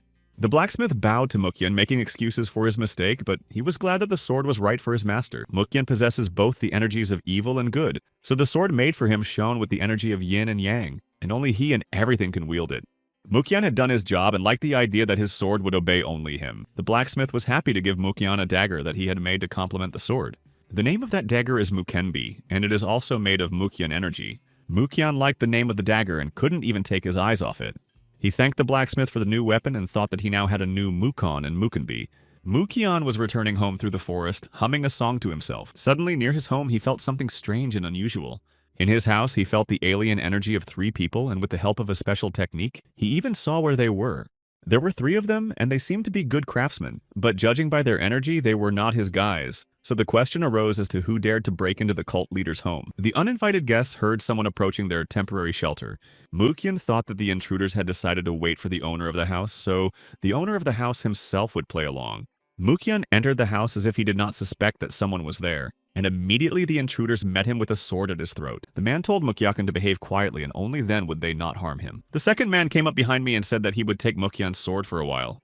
Mukyan noticed that all 3 of them were wounded by the demonic cult's equipment. This means that they were fugitives from the headquarters of the demonic cult. The man pointed a sword at him and asked which way they should go to get out of the cult's territory. Mukyan said that to get out of the territory they had to walk another 12 kilometers, and they wondered who he was and how he got here. He replied that he was a student of a little-known clan who had been expelled because he had lost a power struggle and was now studying martial arts on his own to return. The man thought it was strange that Mukyan did not smell the specific energy that is characteristic of the masters of the demonic cult, and asked him to take them outside the cult. Mukyan told them that such help could be life-threatening for him, so could they give him at least some kind of reward? The men looked at each other, pondering his request, and then agreed. Mukyan looked at their injuries and offered to help them first, as he had previously studied healing a bit and could treat their wounds. The long-haired man asked Mukyan to look at their student first because she was the most difficult among them. Mukyan immediately noticed that the wound was caused by the use of the soft fist dragon technique. Thanks to her Henman skills, the wound was not critical. Mukyan realized that the girl's face was very familiar to him, but there were no people among his acquaintances who had studied the Yunmoon internal energy management technique. After a while, Mukyan finished treating and rewinding the wounds of his uninvited guests. Mukyan was happy to help, but he remembered his reward well. He specifically looked at the men's bodies, but unlike the girl, they had not studied the Henman technique. Since they are from the same clan, why do their internal energies differ? The orchid came to his house and urgently needed a replacement for the cult's founder. Mukyan greeted her suspiciously kindly and quickly asked her to buy him rice and vegetables, as well as painkillers and Nerngnai Sukwan. He quickly closed the door behind him and thanked her in advance, leaving her in complete confusion. However, Orhidea had many questions for Mukyan about whether he was harboring a prison escapee. Mukong said that they were disciples of Heaven's Gate from Loyang County, and that they and 200 other disciples, some of whom had escaped and come to him. She asked Mukyan if anyone else knew that they were hiding in his house. The answer she received was that everyone from the demonic cult and the founder of the cult also knew. Mukyan knew that if the founder of the cult knew about it, he had to deal with them as soon as possible, but he was still worried about the girl. Mukyan asked Orchid if the Heavenly Gate clan teaches its students how to manage inner energy. Orhidea said that Henman martial arts is based on sword techniques, so we can consider them to be 2 opposite types of martial arts. Mukong began to guess once people from the Loyang County clan and a girl named So. He finally recognized the girl as his little So Yan, and everything became clear to him, and he thought about how much time had passed since he left. Mukyan asked Orhidea to tell the founder of the cult that he would personally deal with his guests. He asked Orchid to bring something else for him and thought that if this was really his Seo Yeon, he could not leave her in trouble. Mukyan and his guests passed by the mountain without realizing where it was leading them. Mukyan pointed and told them to follow that road for a couple more days and they would be safe. The guy who had previously confiscated Mukyan's sword kindly returned it as promised. As soon as Mukyan took back his sword, one of the men felt that his energy changed for some reason, and he immediately thought of an ambush. However, there could be no mistaking it was the energy of the orchid that arrived downstairs with the box in hand. Mukyan noticed their fear, so he told them that they had nothing to worry about, that he was not going to attack them because he had had many chances before. Orchid smiled sweetly and handed the box to Seo Yeon, who could not understand what was happening. Mukyan told Seo Yeon that he didn't have much time, so he couldn't prepare a good gift, so he asked her to accept it. He gave the men silver coins for the road, not much, but enough for the trip. Seo Yeon was surprised to ask Mukyan why he was giving her such a gift, what she could have done to deserve it. Mukyan laughed and reminded her that he had promised to buy her this long ago, and turned to her and told her that he was glad to see her again. He said this and, together with Orhidea, disappeared from the young team's sight. Seo Yeon just now decided to see what was in that box, and there were earrings and a pendant. Seo Yeon guessed and suddenly remembered the day she and Mukyan were walking through the market, and she came across a jewelry store. She looked sweetly at Mukyan, pointing her little finger at the pendant and begging him to buy it, to which Mukyan said it was too early for her to wear such a thing. Seo Yeon was upset but asked Mukyan what she could wear now. As usual, Mukyan patted her head and said that when she grew up, he would buy much more beautiful jewelry than this. Seo Yeon even made Mukyan promise on his little fingers, which he gladly did. After realizing this too late, Seo Yeon rushed to the foot of the slope, crying out to her uncle Mukyan. Orchid asked Mukong if this was his daughter, and he replied that it was his adopted daughter, and he did not even know that she had joined the Heaven's Gate clan. In truth, he didn't want Seo Yeon to have anything to do with martial arts. Chrysanema appeared on their way, blocking their path to his house. Chrysanthemum told the deputy cult founder that the cult founder was calling him to his place. The founder of the demonic cult was playing his favorite game, Go, saying that he was pleased to have a good pawn. After breaking one of his chips, he said that no matter how good that pawn was, if he cannot fulfill his role, then the demonic cult no longer needs that pawn. Mukyoung immediately sensed a strong aura of a cult founder, similar to the other martial artist from the demon cult. The three-headed demon elder Seo Mu Yun is also the Azure Poison Emperor, the deputy founder of the cult Nengbin Yu, and Crimson Smile elder Ah Byan Mo Song, also the Lone Wanderer Steel ruler Zhang Long, and the demonic Czech flutist Han Chun Long, the great emperor of the dark demons, the founder of the demonic cult, Han Chun Gil. Deputy Cult Mukyan explained in front of everyone that he had his reasons, but he suspects that something else was in store for him. Han Chun Gil said that he had no right to engage in arbitrary actions.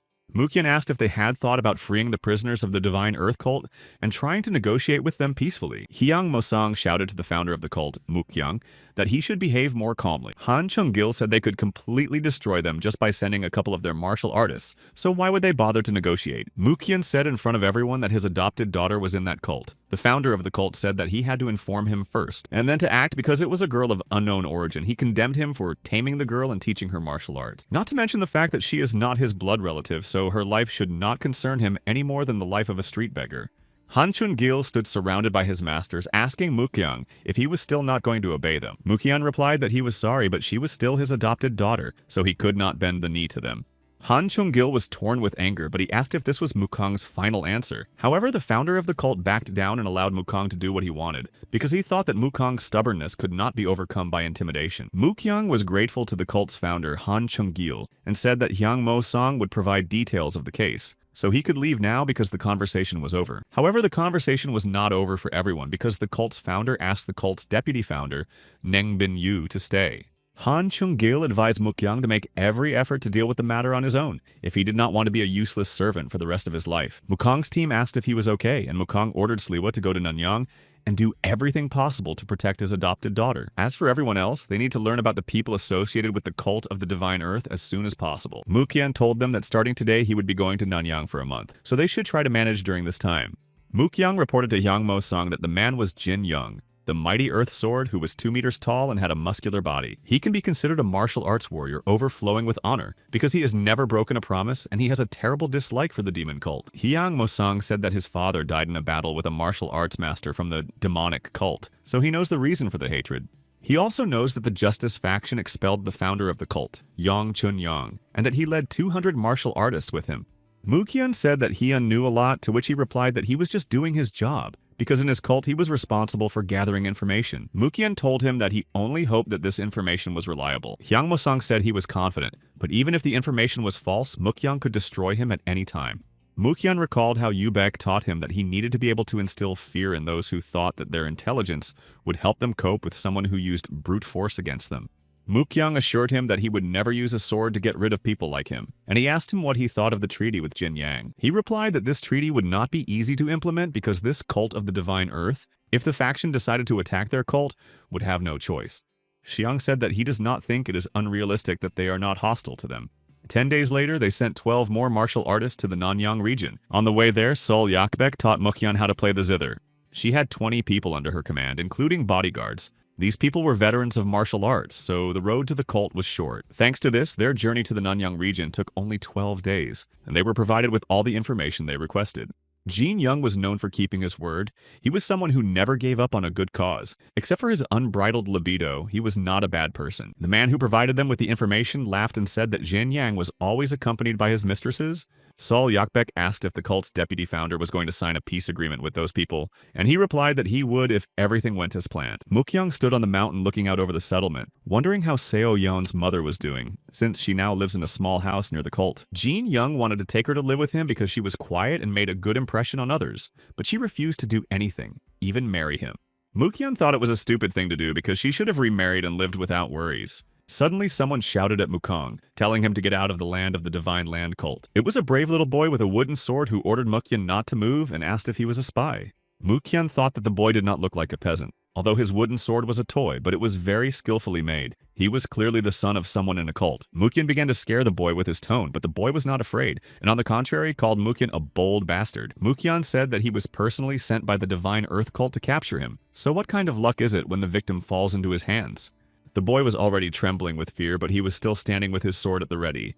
Mukyan struck his sword with his hand, and surprisingly, the boy withstood his direct blow. Mukyan immediately realized that this kid had great potential and the courage to stand up for himself. Suddenly, the boy's wooden sword touched Mukyan's stomach.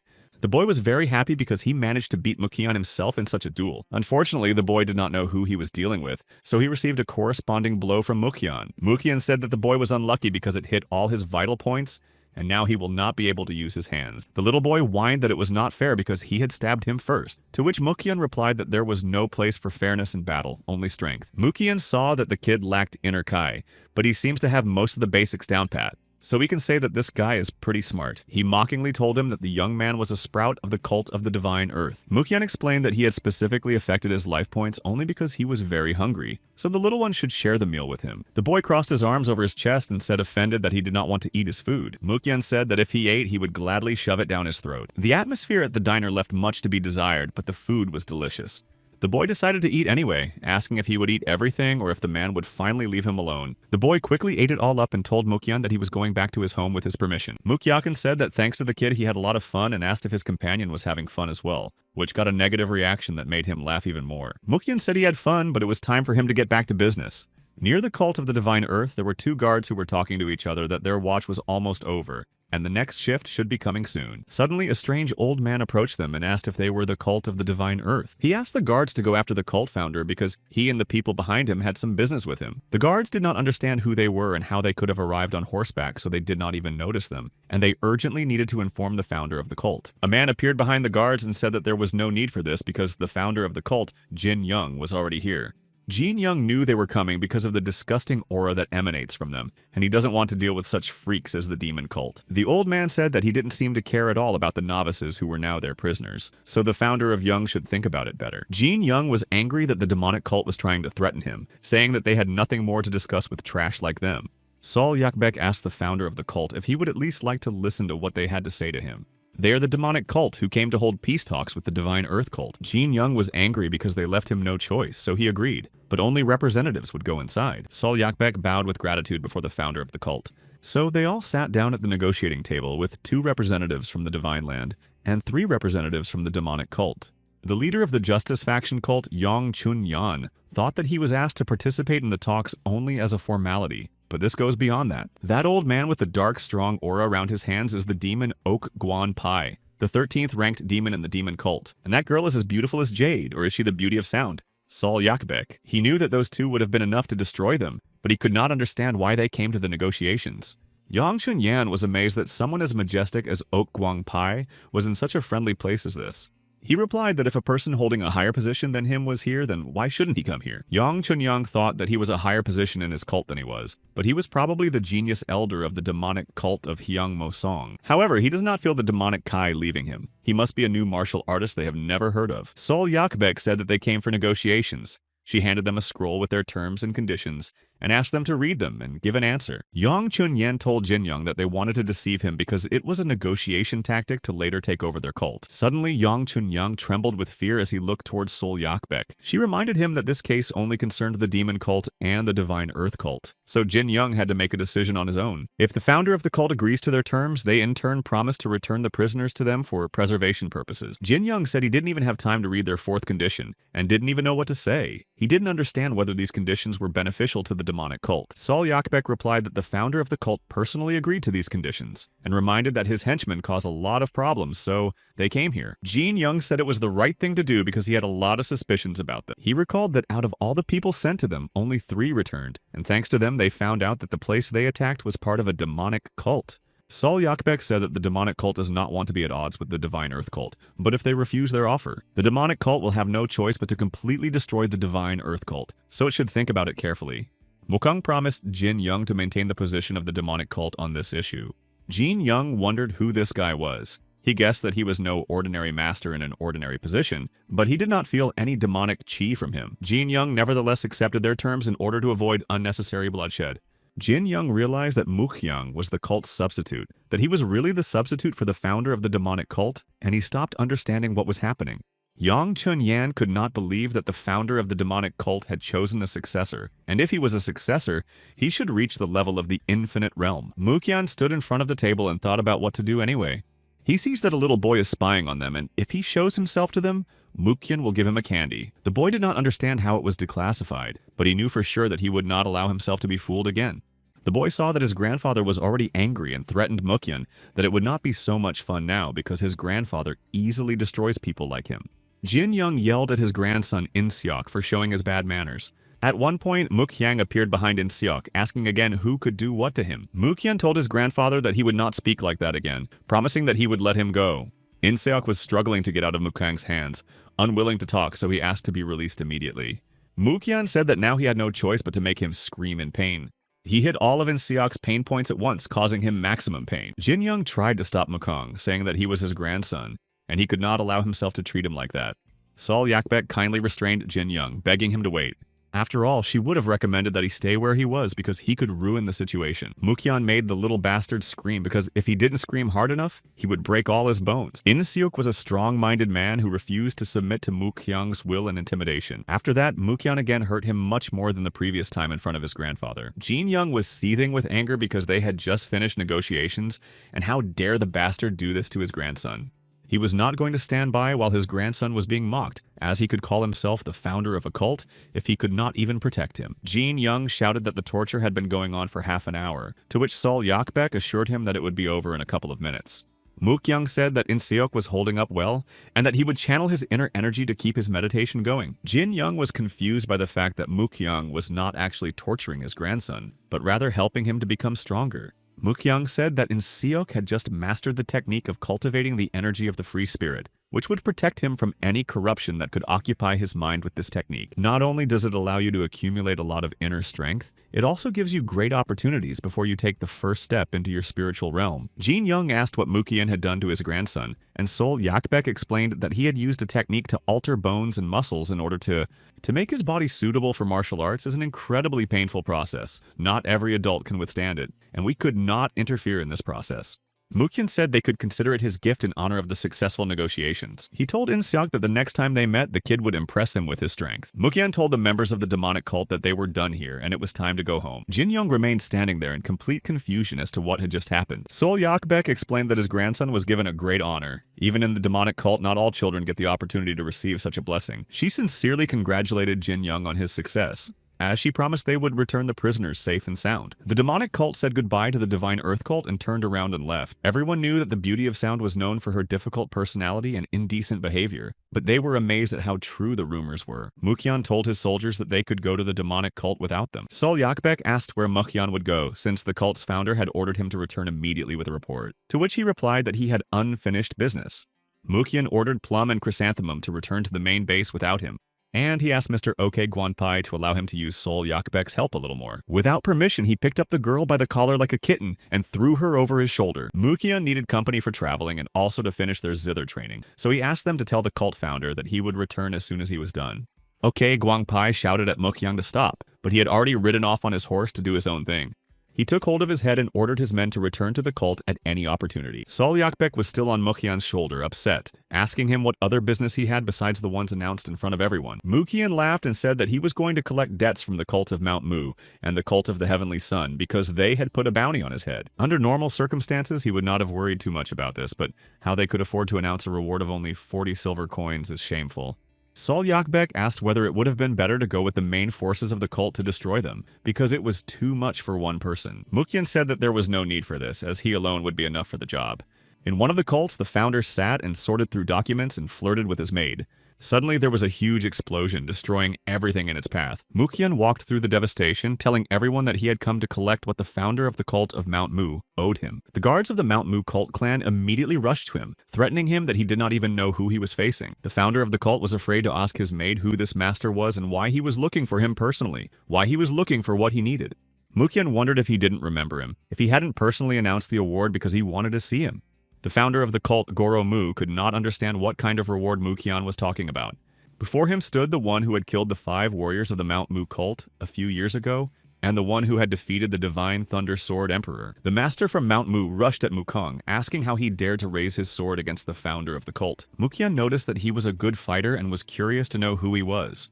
The man said he was the deputy founder of the Golden Dragon cult. Mukyan said that this case did not concern him. He did not want to become an enemy of the Golden Dragon cult. His words angered the deputy founder of the Golden Dragon cult, who called Mukong an arrogant bastard. The substitute of the Golden Dragon cult used the Moonblade technique against Mukong. Mukong wondered if that was all he could do, if that was the sword's order. The founder of the cult of Mount Mu realized that Mukong was definitely above the infinite realm, and it seems that it would be useless to resist him. He expelled the deputy founder of the cult and all the others to stay with Mukyan. Mukyan believed that the founder of the cult had decided to fight him, so why hadn't he drawn his sword yet? The founder of the cult replied that if even the Emperor of the Sword could not defeat him, what chance did he have? The founder of the Mount Mu cult ordered everyone to listen to him carefully. He declares Pung Jin as his successor, so they should never take revenge on Mukyan, because they all know what happened after the revenge of the Heavenly Thunder people. He has only one request. Mukyan can take his life, but he asks him not to harm his disciple. Mukyan exhaled and said that it is not easy to destroy a person who behaves in this way. The founder of the cult of Mount Mu asked Mukong if he would leave just like that. Mukyan said that since he had made his intentions clear to them, he must now go to meet with the Heavenly Sun cult. The founder of the cult asked to be allowed to apologize on behalf of the cult of the Heavenly Sun, and maybe then he would leave them all alone. Mukyan said that if they are willing to go so far as to protect another cult, then his business here is over. The founder of the cult of Mount Mu, after Mukong left, slept on his butt and exhaled, saying that he could not believe that they had survived it. The wounded deputy founder asked what was going on between them and that monster. He replied that he could consider himself lucky, but for the first time in his life he saw with his own eyes how someone used the Order of the Sword. He was confident that Mukyan would go down in history as the second martial artist to reach the Boundless Kingdom in the world of Murim. Mukyan dismissed 3 novices of the Divine Earth sect without the permission of the cult founder and staged a performance at the Mount Mu cult. And as a punishment, he was given a probationary period because he spent this time counting needles in a pine forest. Finally, the needles from the 3,000 pines were counted, every single one of them, and Mukyan was proud of himself and realized that the time had come. Mukyan asked the founder of the Devil cult to allow him to look at the divine knowledge of the northern heavens. He knew that only the founders of the cult were allowed to see such knowledge. Mukyan bowed and said that he hoped for the generosity of the cult founder. Han Chun-gil said that his skills were not enough for this. Even though Mukyan is quite strong and without martial arts, why else would he learn new knowledge? Mukyan told the founder that he was a martial arts master, and the reason was obvious. Mukyan realized that his martial art had reached its limit, so he decided to become a master of the bottomless demon realm to reach the pinnacle of martial arts. Han Jong-gil said he understood him, but Mukyan was still on probation, not to mention the rules he broke so he wouldn't be able to see him. Only by destroying the founder of the cult and not becoming the founder of the demonic cult himself, Mukyan said that nothing could be done. Han Chun-gil put his hands out in front, saying that if he let his guard down for half a minute, Mukyan would immediately attack him. Did he really want to risk everything to achieve something related to martial arts? To keep his place, the founder of the cult gives him this knowledge, but he can only see it in the study room and is not allowed to share it. Mukyan thanked the founder for his generosity, to which he replied that they would meet tomorrow in the gazebo and that he had something to discuss with him. Mukong looked at the divine knowledge of the northern heavens. It was good that Master Yupek said to learn the language of Bohai, the compendium of martial arts written first. As a martial arts master who had reached the bottomless realm in the Justice faction, he had heard that these teachings were difficult to understand because they were based more on spirituality. Though Mukyan had already reached the spiritual realm on the techniques themselves, he wondered if they contained any clues on how to reach the realm of life and immortality. Han Chun-gil was glad that Mukyan came because he had a special assignment for him. In their main branch, problems with the Tang family in Sichuan province, what started as a small dispute eventually escalated into violence. The Tang family is one of the 5 great families, and they have the support of 9 great cults as well as the Murma alliance. And if they do not take action, a great battle will begin. Mukyan has had successful negotiations with the Divine Earth cult, so he thinks he can have another successful negotiation. He can forget about his probationary period because he enjoys a special benefit and cannot refuse help. Mukyan said that there is someone more suitable for this work, such as Elder Hyang Mo Song. The founder said that he sees no one more suitable for the job than Mukyan, and insists that he deal with their leaders as soon as possible. Mukyan realized why he was being sent and was assigned a unit of the Rift Demon that would be completely at his disposal. Mukong ordered the 4 nobles to go to the Tang family of Sichuan and collect evidence about them. The Southern Thunder Squad remains on standby with the Ripping Demon Squad at their secret base until further notice. Mukyan ordered his men to act immediately, and they immediately evaporated from their seats. And now that he had gotten rid of everyone, Mukyan decided to devote his free time to himself. Walking through the forest, he wondered if there was an inn nearby. After all, it was time to refresh ourselves before getting down to business. Mukyan entered the restaurant where there were few empty tables, and the visitors immediately looked at him askance. The owner of the establishment approached Mukyan and told him that there were no vacancies, so he asked him to come back another time. Mukyan looked at him suspiciously, saying that he actually saw a few empty seats, so he would just eat and leave. A large and formidable man interrupted their conversation and reminded Mukyan that the owner had asked him to leave the establishment, especially with a sword behind his back. Mukyanu straightened up, looking him straight in the eye, and asked what would happen if he didn't leave. The man told him to prepare for the worst by swinging his fist at Mukyan. However, he had no idea who he was fighting with, because his fist did not have time to reach Mukyan, and his martial arts threw the man out of the establishment. Mukyan reminded him that he just wanted to eat and leave peacefully. The girl who was sitting at the last table ordered her men to grab Mukyan. They jumped out of their seats at the first order of their mistress. Mukyan was amused that such a fragile lady was in charge of these thugs. In this case, Mukyan thought it was time for him to have some fun and warm up. Putting a knife to the lady's throat, he said that he really did not understand why people did not listen to yogis when he spoke quite politely. Mukyan ordered everyone to remain in their seats while still holding the girl at the tip of his sword. The people decided to listen to Mukyan and froze in place in complete silence, moving only their eyes. The captive girl noticed that Mukyan had a rather impressive dagger. Mukyan explained that he calls it Mukon, which is a pretty decent dagger even though he mostly uses it for cooking. The girl asked if Mukyan thought that after his actions he would survive, and he asked if the lady would send her thugs after him. Mukyan closed her mouth and reminded her that things are not so simple in this life if she begs him to spare her life. Suddenly she jumped up from her seat asking what the hell he had given her to swallow. Mukyan explained that it is an aphrodisiac known as the pill of blooming pleasure. You can resist him, but it will be useless, so he recommends that she just choose a handsome, muscular guy and enjoy the process. Mukyan made the young lady very angry, and she quickly told him everything she was thinking. However, for security reasons, Mukyan took her lovely companion prisoner. Mukyan warned her that if she chased him, he would destroy all the girl's meridians and throw her into the den of poverty without hesitation. Mukyan thanked them for the pleasant meal and said goodbye until the next meeting.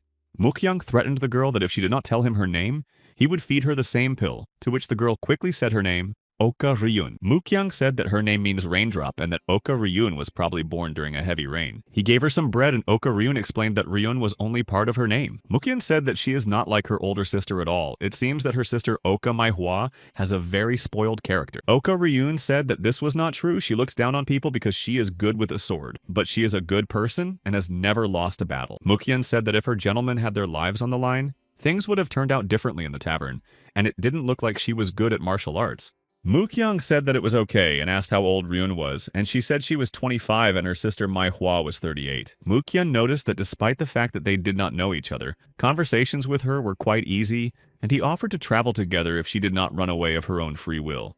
Ryun says that Mukyang kidnapped her and now he's asking her to do this, although she doubts she'll be able to escape because he's a martial artist. But still, Ryun asked where Mukyang was going, and he replied that he was going to his friend's house. Ryun was worried that Mukyang had kidnapped her and wanted to bring her to his friend's house, but he explained that the problem was that he didn't want to go there. Mukyang said that he sees her as a smart girl, so he wants to ask Ryun for a favor. Mukyang explained that the yogi is a friend of a rich family and he has problems with another rich family. Recently, they even had a battle, and it all started with a dispute between his servants. With the servants of another family, but now it had reached the stage of involving martial artists, so his friend became an intermediary between the two sides.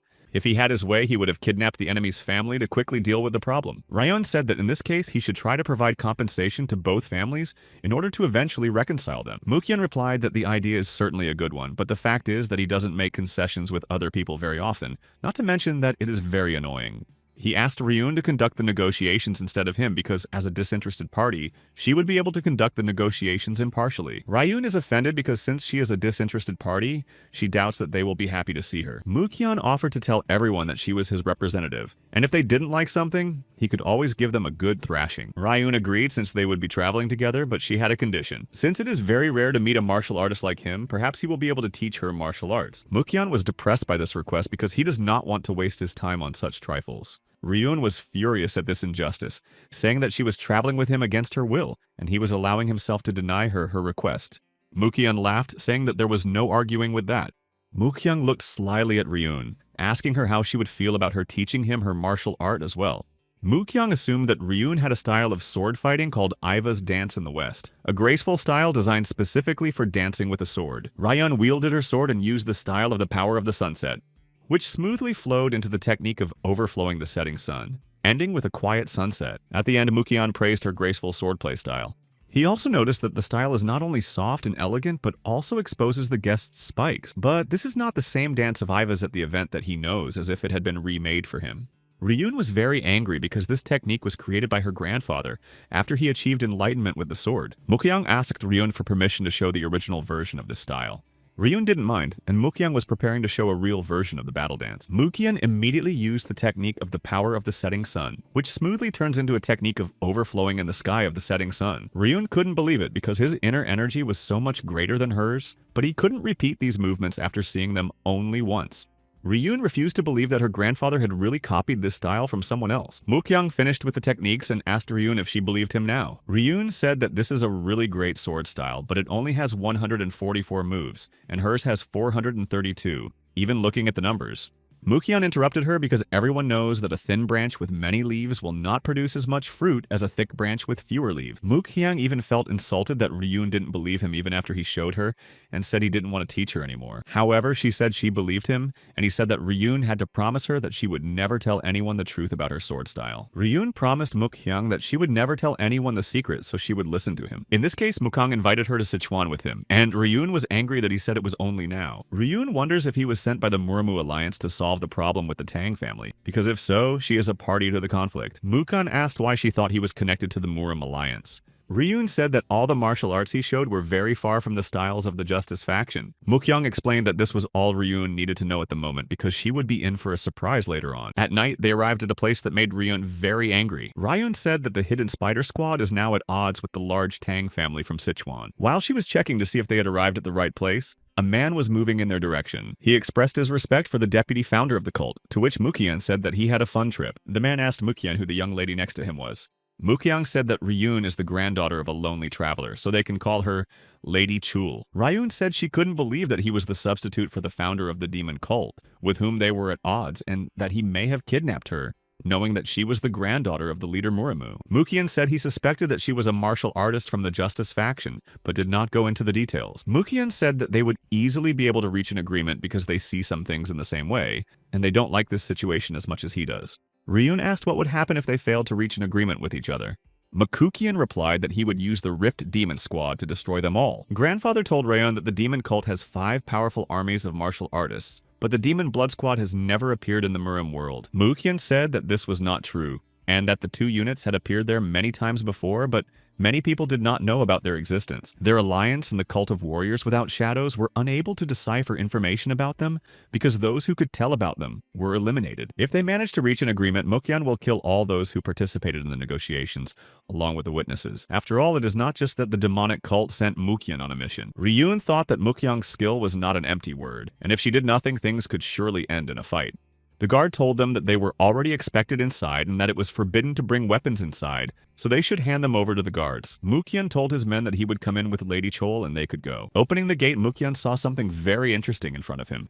Standing in front of them was Ryun's sister, no less surprised than the two of them. Mukhyang said that he hadn't thought they would meet again after all the time had passed. Mai Hua was very angry with Mukang because he made her take 3 different pills to stop the aphrodisiac from working, and then it turned out that it wasn't even him. How dare he even joke with her like that? Mai Hua threatened him with the heavens that she would tear him to pieces.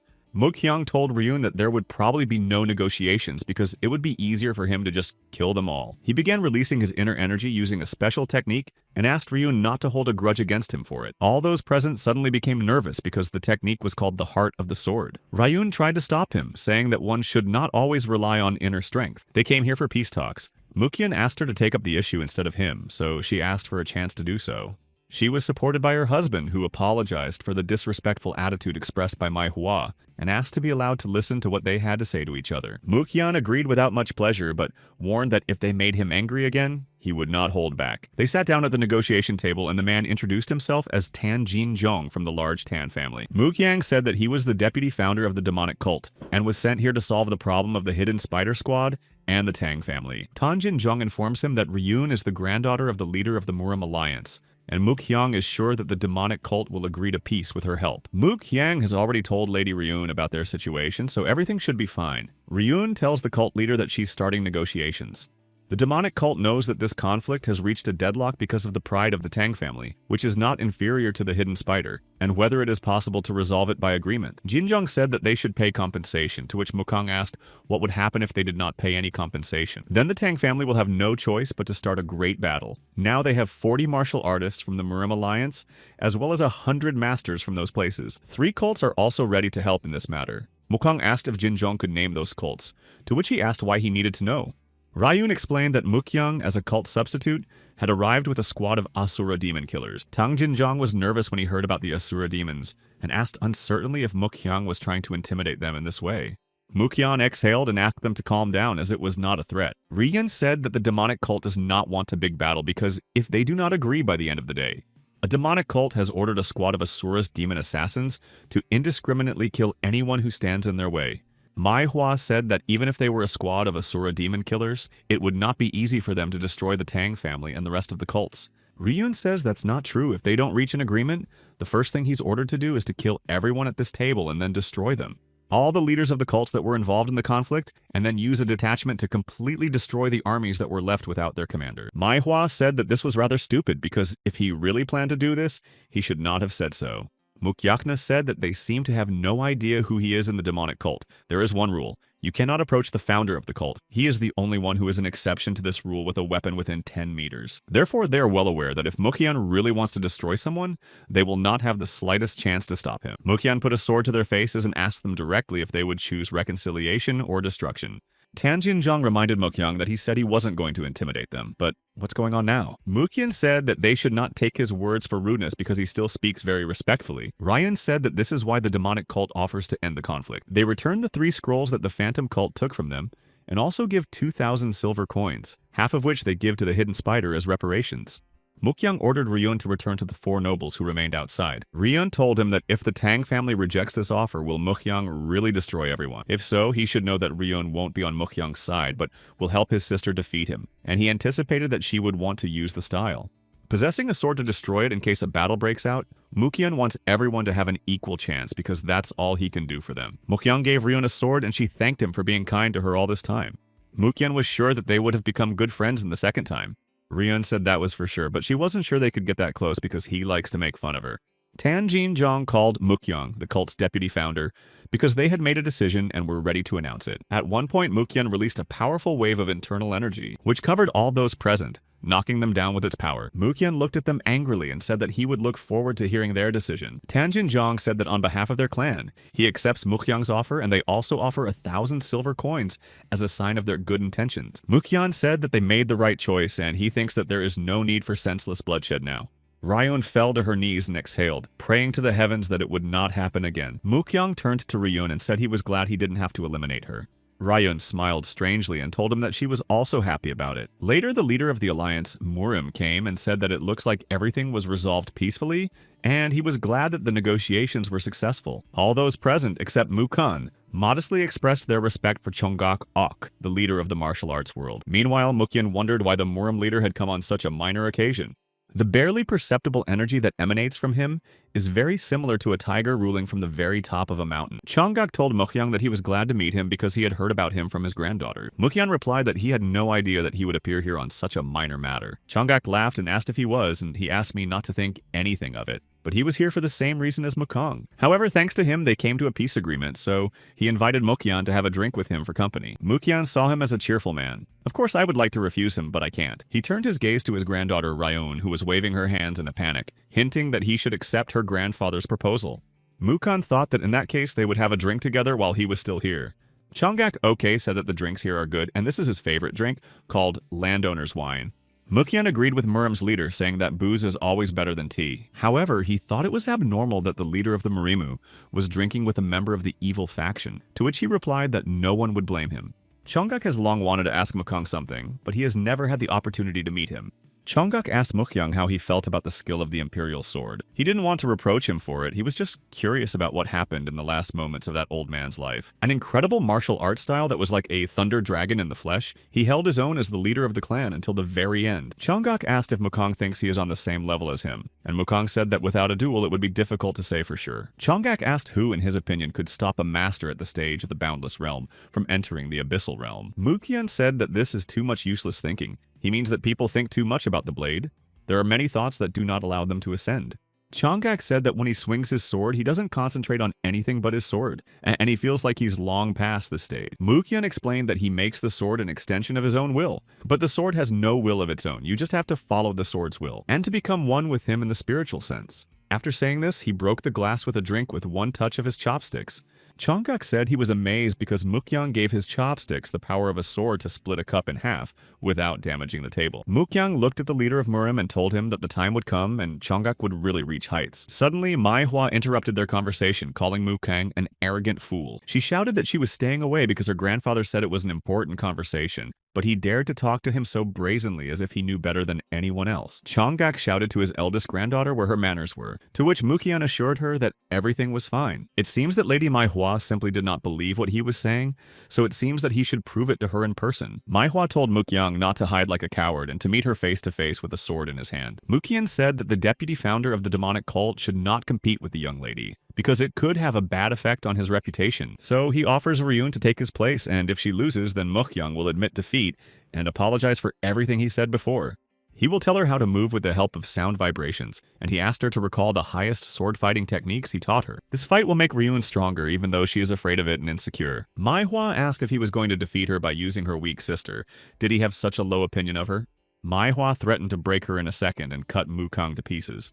Ryun was already preparing to dodge the attack, realizing that her sister was quite fast. Mukyan told her to use the fourth movement and the fifth movement immediately after.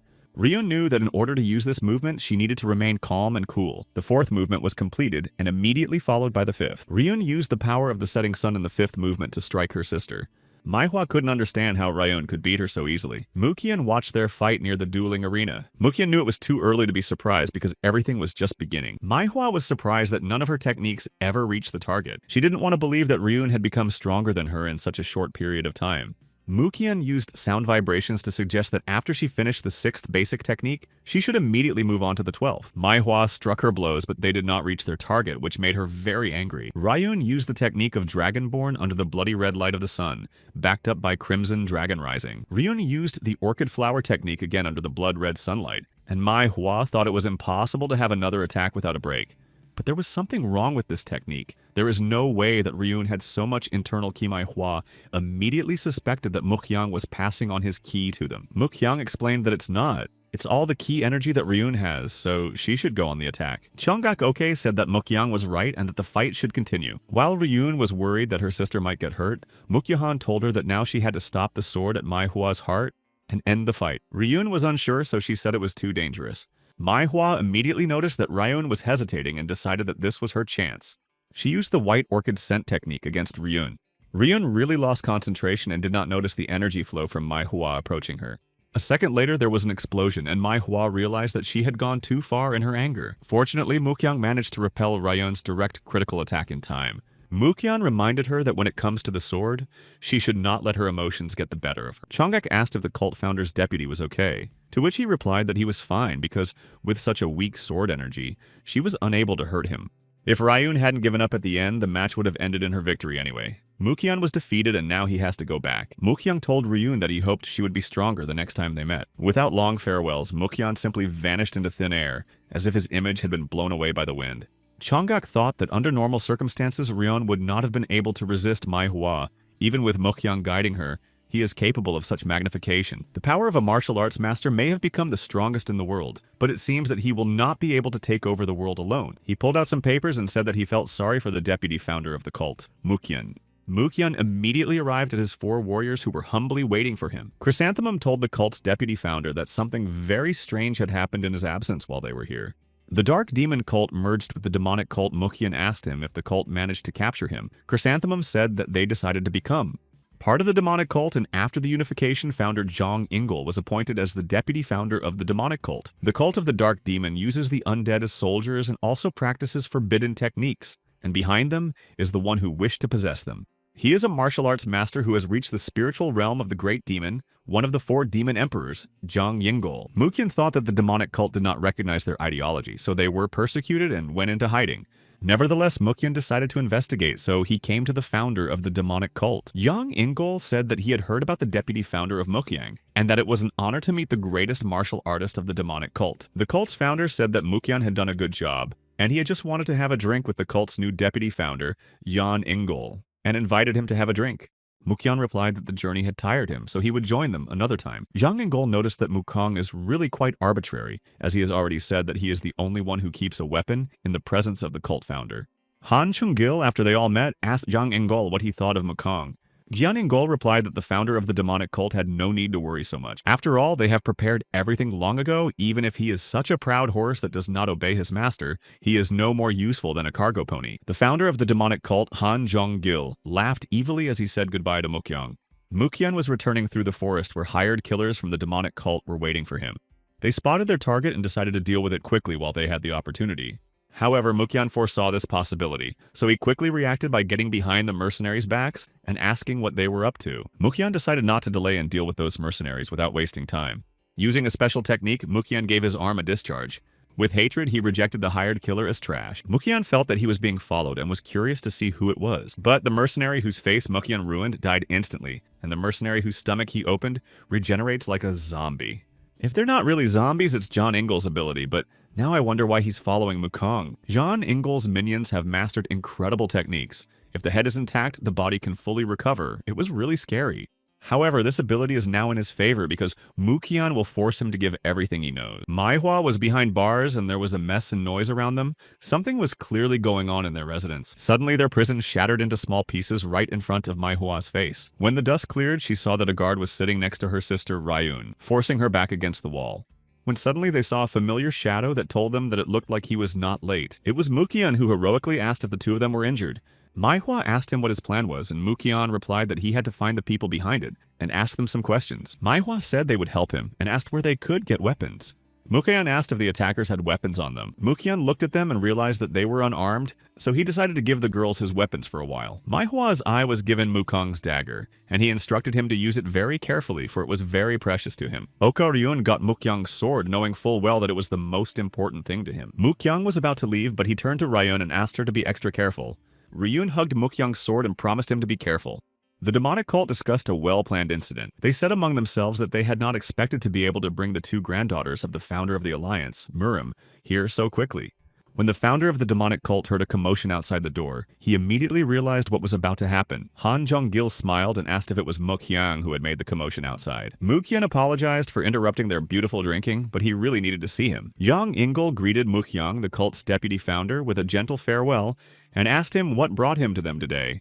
Mukyang asked how they shouldn't be ashamed, because if they were planning something, they should have taken better care to hide their plans. The words and this document were in the possession of the hired killer, confirming that they had been working together for a long time to get rid of Mukyang, and at the same time, To defeat Murim's alliance, the two granddaughters of his leader were taken to defeat him, which greatly spoiled Mukyan's mood. Mukyan gathered all his negative energy into a fist and said goodbye to everyone present. Han Chun-gil seemed to be waiting for Mukong's first step, as he had prepared something very special for him. Mukong immediately felt the ominous energy that heralded that someone was trying to attack him. Oka Ryun, with tears in her eyes, viciously attacked Mukyan's chest with his own sword. Mukyan was shocked by such a despicable betrayal on her part. He did not expect such a knife in the back from anyone but her. He had no choice but to destroy Ryun as a threat to his own life. Mukyan was shouting Oka Ryun's name, holding her head and asking why she did this to him. Ryun lay in her own blood and asked Mukyan to forgive her, because she could not have prevented her grandfather's order. She touched Mukyan's chin again and again, asking him to forgive her. For the last time, Ryun's hand dropped from Mukyan's face. Life was leaving Ryun's body, and she was sincerely sorry that after everything Mukyan had done for her, she had repaid him in this way. All Mukyan could do was look at the lifeless body of Ryun, who had been so meanly thrown to him. Suddenly, when he lost his vigilance, Mukyan felt another blow to his back. This time he was attacked by Mai Hua, who stabbed him in the back with his own dagger. Mukyan was on his knees, still pierced by the sword and bleeding. Mai Hua laughed like crazy and shouted that he looked much better in this state. Mai Hua asked me not to hold a grudge against her because she also obeys her grandfather's order. Han Chun-gil said that at first he was not sure, but it really worked, and he will have to thank the Murima Alliance for their help with these pawns. He turned to Mukyan, asking if he knew why he had gone to such lengths to get rid of him. The whole reason was in Mukyan himself, because he used his sword only to fulfill his own will and not the will of his master. Mukyan followed the dictates of his heart and refused to share his power with others, and if he did not agree, he turned against the founder. And these are the consequences of Mukyar's arrogance. From now on, no one recognizes him as the deputy founder of the demonic cult. The members of the demonic cult approached Mukyan in order to personally destroy him as a threat. Elder Seo Mu-yun, the three-headed demon, especially wanted this. He was already raising his fist over Mukyan, imbued with strong energy. However, Mukyan was not going to give up so easily and pulled Mai Hua, who was standing next to him, with him. Mukong quickly reacted and threw Mai Hua under the arm of Elder Seo Mu-yun. Mukong covered himself with Mai Hua's body in time because the Elder's blow fell directly on her back without hitting Mukong. Mukyan got to his feet and shouted how dare they do this to him. The members of the demonic cult watched Mukyan and could not understand how he was able to stand up and resist after such injuries. After all, his heart and energy core must be destroyed before Mukong can use his key energy. It was simple because Mukyan was endowed with the demonic art of reversing the blood flow of the Asuras. Jian Ingel ordered everyone to calm down because he is just a corpse that makes the body move using forbidden arts. Mukyan heard that the cult members had been ordered to attack him, so he shouted that no one would get out of there alive. The hired killers rushed at Mukyan with knives and swords in their hands. However, Mukyan still had the strength to resist and destroy anyone who wanted to harm him. Yang Ingel could not stand it and decided to help Mukyan go to the next world on his own. Suddenly, Mukyan realized that something was wrong with him. His body was not obeying him. He could not move. He realized that it was the work of Jan Ingel, who was distracting Mukyan while he was being attacked by mercenaries and cult members. Yang Ingel used a binding spell against Mukyan. At that very moment, an incredibly strong pillar of energy crashed into Mukyan's back. Chul Gik-kyung laughed evilly, saying that he had been waiting for this day forever. Mukyan was kneeling exhausted in the crater from the attack on him. He knew that he had to find a way to survive because if this continued, he would not live. Suddenly, a smoke bomb hit the crater right in front of his face. Members of the demonic cult could not understand what had happened and who could have done it. Mukyan also did not understand what was happening, but someone in the fog told him that he should get out of there immediately. The savior of Mukyan was Chrysanthemum, who bravely infiltrated the cult and used his wits to rescue his leader. Elder Seo Mu-yun ordered to find Mukyan without delay, but no one could see anything because of the smoke. Han Chun-gil exploded with anger and angrily ordered him not to play the fool, and cleared the smoke that prevented him from finding the missing person. The members of the demonic cult thanked the founder for the smoke screen falling. The founder of the cult could not believe that someone could go against the demon clan and take the side of Mukyan, and he ordered to go after them. Chrysanthemum ran with all his might from the chase with the wounded Mukyan on his shoulders, saving his precious life. Chrysanthemum told Mukyan that the situation was extremely bad and that he would explain everything later, but first he had to take care of him. He told him that if he allowed him to use his granddaughters, he would definitely be able to destroy Mukong. But Han Chung-gil did not keep his word. Mukyan saw that the leader of the Murim alliance was flying at them with a deliberate attack, so he immediately warned Chrysanthemum of a sudden attack so that he would dodge to the side. Thanks to Mukon, Chrysanthemum was able to react in time and dodge. Chonggak smiled, noting that these were incredible moves. He didn't even think Chrysanthemum would be able to dodge. Chrysanthemum recognized him as the leader of the alliance, even though it was only a slight swing of the sword. But why they urgently needed to find some way out now. Chrysanthemum didn't understand why they were still trampling in the same place. He was quite sure that they had managed to break away. Chonggak asked me not to be surprised because he had specifically led him this way. Chrysanthemum was very angry with himself because he had walked into a trap from the beginning, and now things were very bad. Mukhyang decided to ask OK Chonggak why he was cooperating with the demonic cult. He explained that for this reason, the head of the organization simply could not allow him to exist because he posed a threat to the balance between the factions of evil and justice. Mukhyang asked with pain in his voice if that was why they had sent Ryun to him, why they had used her. Chonggak said the reason was simple. Mukhyang trusted Ryun more than anyone else. This made the plan even easier to execute, and all they had to do was use his trust to stab him in the back. Now Chonggak has only to finish off Mukhyang and finally finish the job. Chonggak thanked Mukhyang, thanks to whom Ryun, the illegitimate daughter of a concubine, was able to serve in the name and for the benefit of her clan. Mukhyang was beside himself with anger at the mere mention of Ryun, especially when she was mentioned in this context. Mukhyang recalled how he and Ryun taught each other their martial arts. Mukhyang told them that he would hurt Ryun if they pursued her, but no one tried to really look for her. Ryun said it was okay because she was just the daughter of a simple concubine. If Mukhyang had kidnapped Mai Hua at home, she would have been spanked, so it was even better. Mukhyang asked if Ryun was upset by this attitude, and she said that of course she was, but she was upset. If she could become stronger and gain valuable knowledge to serve the clan, she always knew they would give her a chance to prove herself. Mukhyang said that with the skills she has now, she will have to wait until she is old to be respected. The memory dissipated and Mukhyang saw Chonggak in front of him and promised him to destroy him even if it was the last thing he could do. Chrysanthemum asked him to calm down. If Mukhyang forces himself to use more power than he is now, it will end badly for him. Chrysanthemum quietly slipped Mukhyang a seal and told him to forgive him. The seal exploded, throwing Mukhyang down into the water, and Chrysanthemum ran to attack Chonggak. Chrysanthemum approached the leader of the Muram alliance and asked Mukhyang for only one thing: to stay alive. The swords of Chonggak and Chrysanthemum clashed in an unequal duel. Chonggak asked if he really thought that this would help Mukhyang stay alive. Chrysanthemum replied that Chonggak shouldn't worry about it, and then he was wounded. In his last moments, Chrysanthemum wondered if Mukhyang knew why he went against the demon clan and came to his aid because every killer in this world is a killer. He respects Mukhyang as a god. He is different from all those who are forced to follow this path of the world of murder, and he always went his own way and did what he wanted. He has no idea what this means to them, no idea how brightly the deputy founder Mukhyang shone, so he begs to stay alive. Mukhyang flew from the top of the tree straight down into the water.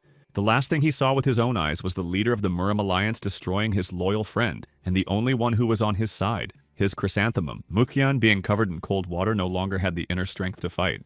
Suddenly, there was a glow around him. Was this the light at the end of the tunnel?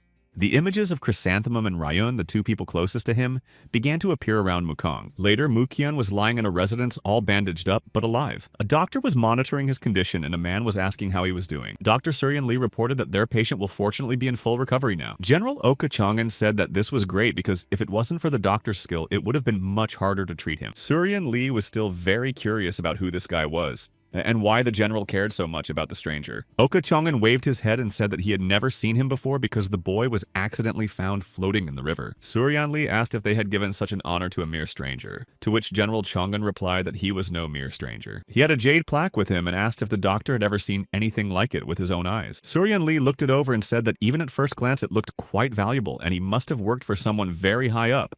Chongjin asked how a random person could possess such a thing. Although judging by the wounds on his body and the jade tablet, he thought the stranger was a master. The doctor said that in this case the stranger was really lucky. Although he managed to survive, his meridians and internal channels were destroyed, so he will never be able to use martial arts again. Suryan Lee cannot even be completely sure that he will ever be able to hold a sword. So Chongjin decided to keep everything a secret and follow him, in case they could find out something interesting and useful. 6 months later, summer came to the residence in the stables under the hot sun, and the stable boy took great care of the horse. He treated all living things with great tenderness and care. The little boy called Guvan, cheerfully saying that he had brought him something tasty. Stammering heavily, Guvan thanked the boy for the treats and said he would definitely eat after he finished his work. The kid also brought him his favorite chrysanthemum flower. The little boy said that they had just blossomed in the inner garden of the residence. Stammering, Guvan touched the chrysanthemum petals, saying that the young master always takes the best care of him. They were watched by Suryan Lee and General Oka Chongan, discussing among themselves. It's been 6 months since Guvan came to them, and it's amazing that he is able to walk, considering the condition of his leg. Chongan asked the doctor if Guvan still didn't remember anything, and was told that he seemed to have lost his memory because of his terrible wound. All Oka Chongan has learned about Guvan in the past 6 months is that he likes chrysanthemums and Kaoliang liquor. They wondered why he liked chrysanthemums if they meant something to Guvan. Chongan ordered Dr. Suryan Lee to examine Guvan again, just in case something had changed in the meantime. Guvan resisted the examination, saying that he wanted to sleep and did not understand what they were doing to him and why they had brought him here. Dr. Suryan Lee froze in his tracks during the examination, thinking that this simply could not be. After all, he was sure that Guvan's meridians had been completely destroyed until recently. Suryan Lee said that it was incredible because his chi flows were almost completely restored and energy flowed through his body again. Is it possible that the flow of chi can be restored only through inner strength? To which Suryan Lee said that it is almost impossible because if it were, the masters would stop. Worry about the overflow of Kai, because if the flows and internal energy returned, then possibly mastery of the martial arts of Guan would also be possible. Suryan Lee said that it was impossible to know for sure, but he also used to practice martial arts.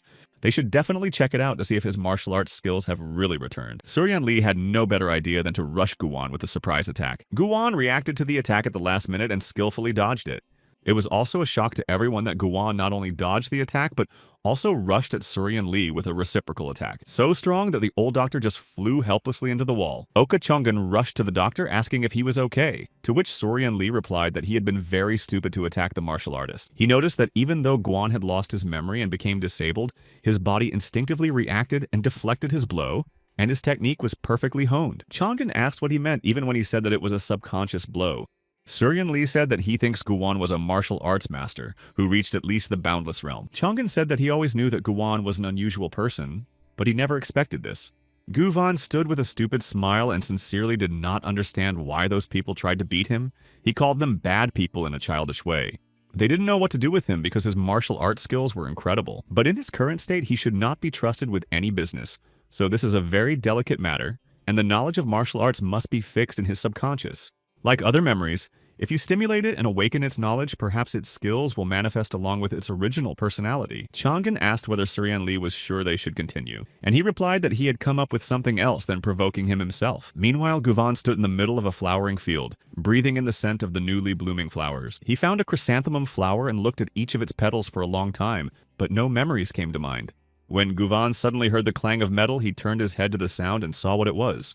Dr. Suryan Lee and his little friend are sword fighting right in front of him. Everything happened as the doctor thought it would. He knew that if the young master trained in martial arts in front of him, Guvan would show interest. Guan watched them practice martial arts. He heard Suryan give instructions on how to hold the sword, how to use the movements correctly, and when the techniques become part of the boy's body. Suryan said that movements are not limited to a single form. They will only achieve power when all these forms are combined. A picture from the past of Mukyung and Ryun exchanging martial arts immediately appeared before Guwan's eyes. As the sword struck the sword, an image of Mukyung competing with Chulgik Kwan appeared before his eyes. Guan's eyes began to flash back to memories from his past, picture by picture, and the memories were accompanied by quite familiar voices that kept repeating strange words. A series of strange memories began to drive Guvan crazy, and he thought he was going crazy. Dr. Suryan Lee and his little master stopped their training because Guwan was so nervous that he seemed to explode. The little gentleman was afraid for his friend Guwan, so he rushed to help, but Suryan Lee stopped him because it was too dangerous. No one could understand what was happening to Guvan because his body was burning with fire and his muscles had grown many times over. Guvan thought only about the natural ki energy that had taken over his body. Energy was tearing his body apart, filling every cell of his body. Guvan's agony ended and he remained on his knees, cooling off from his own fire.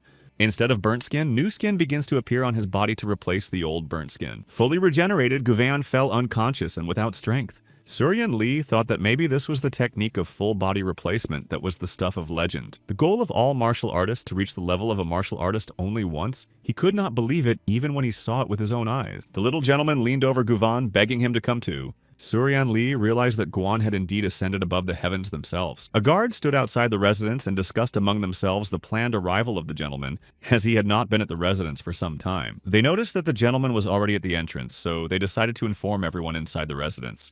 It was General Yongjin Oki and his martial arts masters. The guards shouted that the general had returned, ordering the gates to be opened. Chongjin greeted his father, the general, telling him how difficult his journey had been. The general told his son that he knew how busy he was and thanked him for coming to say hello. Chongjin said that it was not like that. He just did it as he liked. Probably the general was tired. He invited Yongjin Ok to come to the residence. Suddenly, the general saw a guy whose face he had never seen before, and Chongjin replied that he wanted to introduce them. Chonggak asked for permission to introduce him to the guy he had just seen. He introduced him as Guwan, who humbly bowed before General Yongjin Ok. However, in Guvan's eyes, one could see a fierce storm of disobedience and arbitrariness. Yongjin Ok sat at the table and said that he saw that many things had happened in his absence. The general asked what the boy's name was, and he reminded the gentleman that his name was Guvan, and the general asked if he hadn't said that it was not his real name. Chang'an explained that his energy and martial arts skills were restored through the full body replacement technique, but his memories have not yet been restored. Yongjin Ok thought that a master wounded by his sword is critically wounded by his own sword who likes to drink and likes chrysanthemums, and he can't stand plum blossoms, so the general slowly began to understand that he was a martial arts master and a flower man. Yongjin Ok asked where the sword that had pierced Guan when he was found was. Jongyang Ok quickly found and brought the same sword they had found Guan with. Even without picking it up, Yongjin Ok can tell that this is an unusual sword. At first glance, it looks rough, but it has noble symbols on it. Did he address Guvan, or did he look at this sword and remember something? Guvan replied that he had heard what had happened to him, but he could not be sure that this sword was his because he felt sad and cold. Chongyang Ok understood him. It seemed he needed some time for his memories to return, and he also wanted to ask him for something, namely to join the cult of the Shivering Dark Wind and help it. Guvan listened to him carefully, but calmly and without further ado refused the general's request. Neither Jongyang Ok nor Yongjin Ok expected Guan to refuse. Guang in turn explained that he had been rescued by Zhanggun Song, and that he was only too happy to be part of the house and take care of his horses and youngest son. Yongjin Ok laughed out loud, saying that he liked Guan's directness. Chang'an explained to Guan that his father needed help more than he did, so serving him would be a very good opportunity for him. Guwana exhaled and replied that if Chang'an said so, then he would agree to the proposal, but only as long as he is alive, and when Chongyang Ok leaves this world, Guan will do whatever his heart desires. Just in case, Guvan asked if it would be a problem for him. Yongjin Ok agreed because he liked the fact that he said it directly and ordered Guan to bring new things. Before leaving, Guvan turned to the audience and said that if they decided so, then so be it. But now he had to leave them. Chang'an asked if his father had found out anything about Guan, and he asked if he had ever thought of a person after the phrases martial artist and plum blossoms. Alliance leader Murim Chonggak, eye sword white flow, plum flower technique? This realization confused him. Yongjin Ok knew exactly what happened between Guan and the leader of the Murim Alliance, but if Murim's alliance found out that Guan was in their midst, it would be a big problem. Now with the new details, they are even more curious about who Guvan really is. The same evening, masked unidentified men entered the residence. There were about 5 of them, unidentified, moving quietly and skillfully under the cover of night. However, they were interrupted by Guvan, who was not sleeping like the rest of us, but walking around with his favorite liquor. He immediately noticed the uninvited guests and said that rats like them did not look good in such a picture of night beauty. The masked man ordered his men to immediately eliminate Guvan. However, Guan appeared behind him and ordered everyone to stop immediately. The frightened masked man immediately crawled away from Guvan, pressing his back against the wall.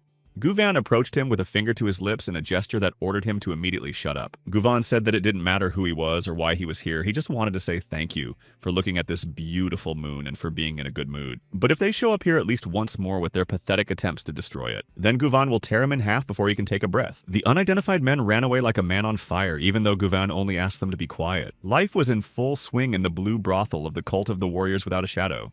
The unknown man told his wife that he had returned from his mission. The owner of the brothel was sitting in her seat smoking a pipe.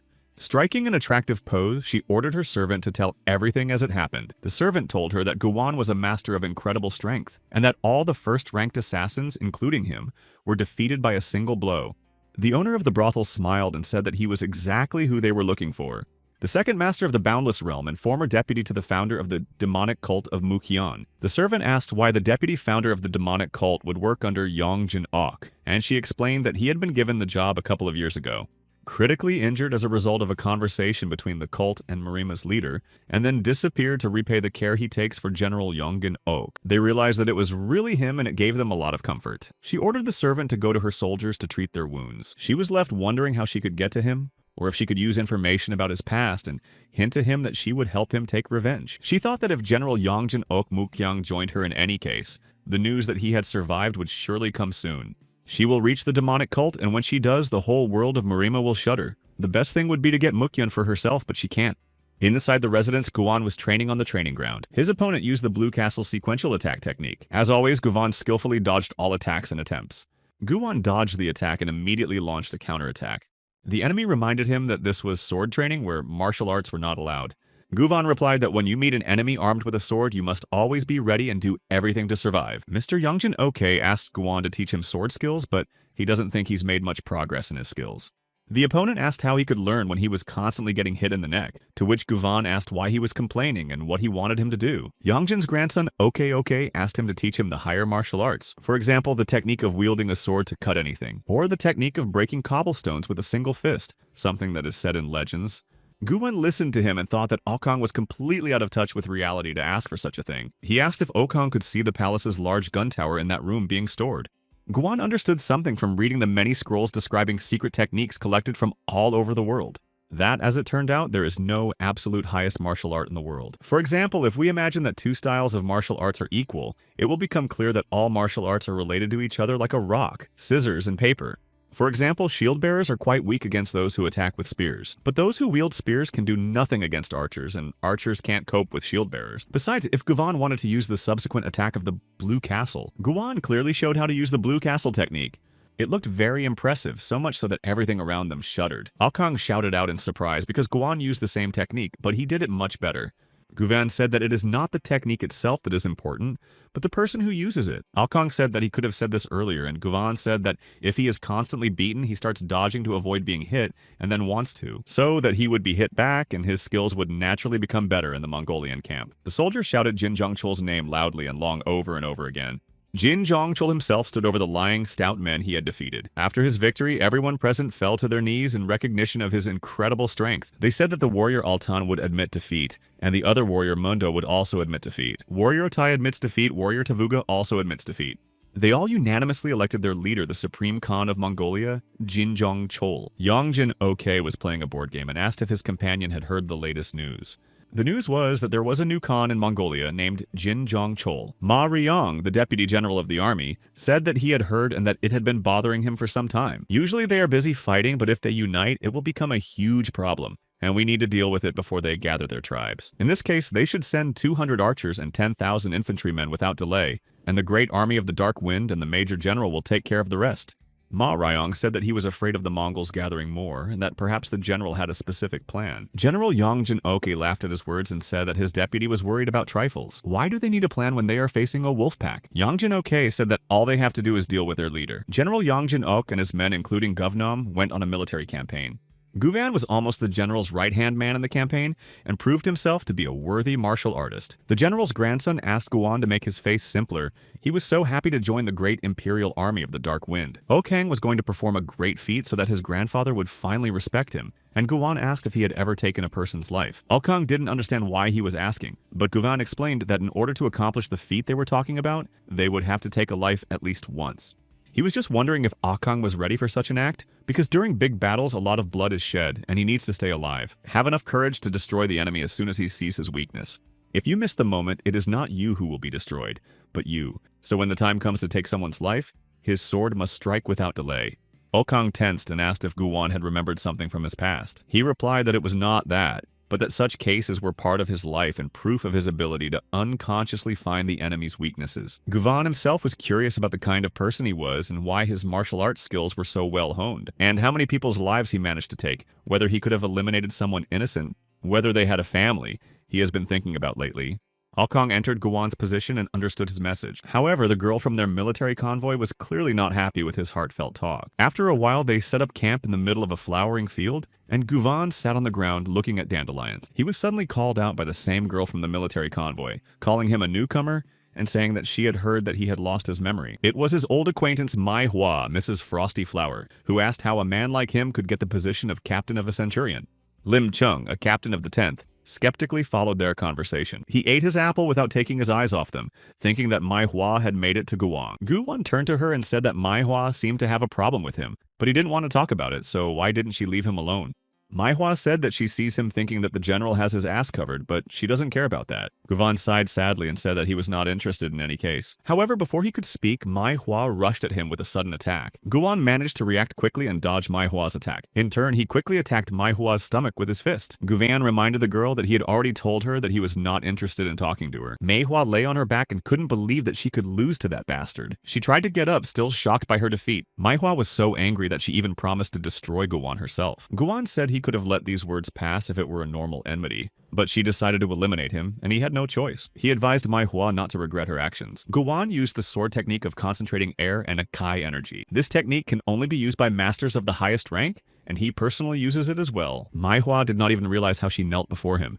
Guwan said that she was catching on and should leave if she didn't compete with him. Mai Hua lost her temper and started shouting who the hell he was to talk to her like that. Through the transmission of thought, Guwan addressed her, asking if she was really interested in who he was. Unfortunately, he does not know this himself, but he knows that he lost his memory after being betrayed by someone he trusted. He is curious about who he was before he lost his memory, but he does not care whether he remembers his past or not, because now he is simply repaying the debt to Mr. OK, who saved his life. Guvan hoped that he had quenched her interest in his person because he was a little busy at the moment, hinting that it was time for her to leave him. Lim Chung just now rushed to Mai Hua's aid, asking if she was okay.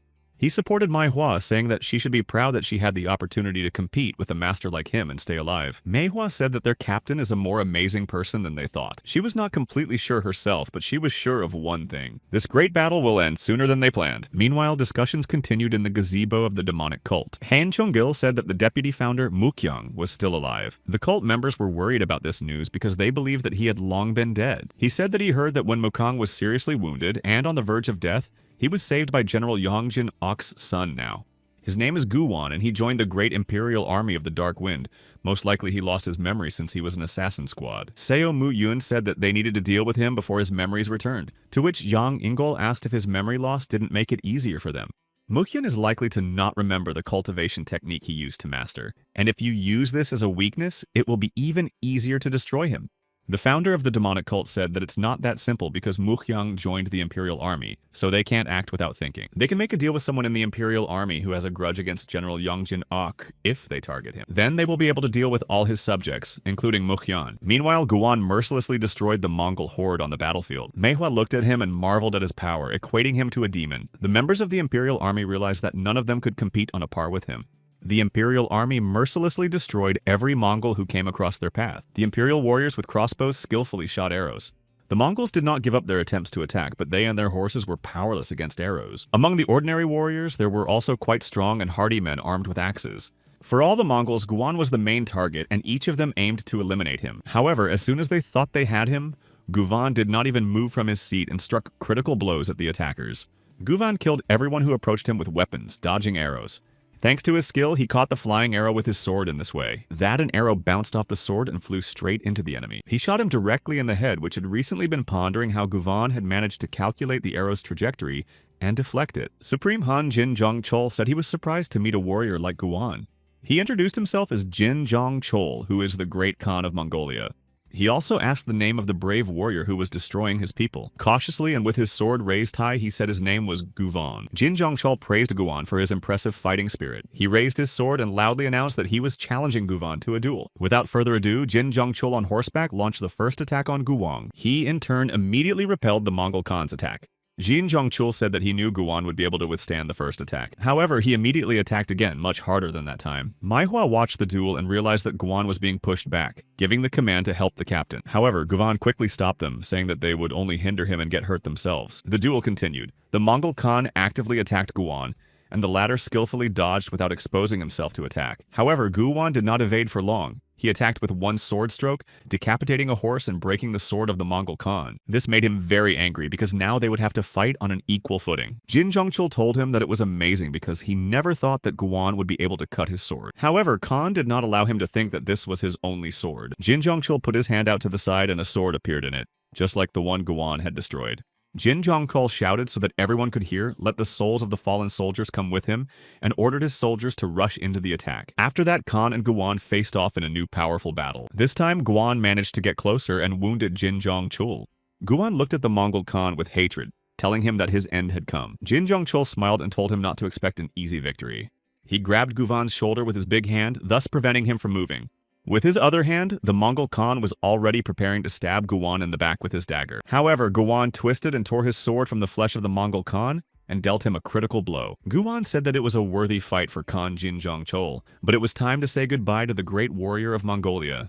At the end of the battle, Guwan stood among the scattered forever dead Mongol warriors and thought that the Mongol horde's attack had ended in their favor. Even though General Yongenak ordered the massacre of every tribe so that they would never be able to gather forces, Guwan disobeyed this order and secretly left one of them alive because he did not want to be a useless slave. Although Guwan received some money for his contribution to this great battle, nothing beats a good cup of coffee. He was relaxing from the battle on the edge of a cliff with an incredibly beautiful view. Still, something was depressing Guvan, so he thought about it.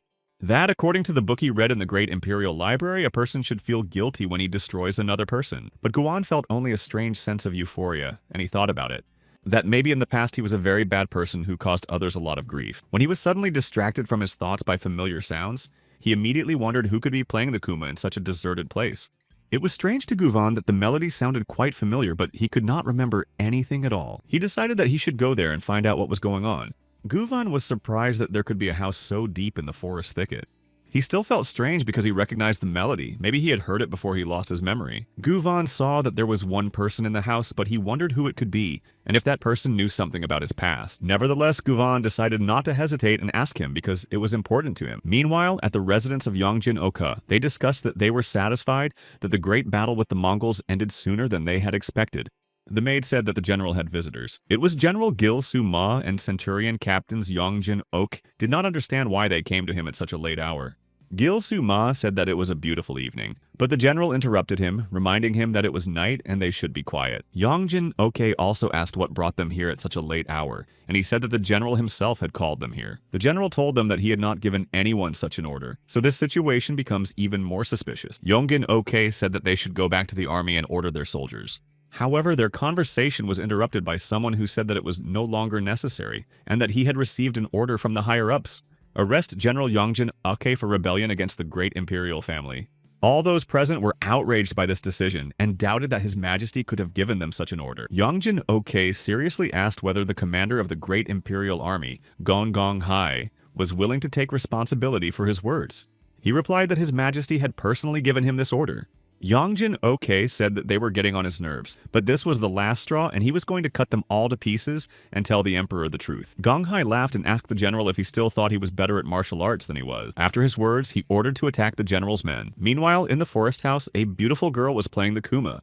A wonderful smell of incense and aphrodisiacs wafted through the room.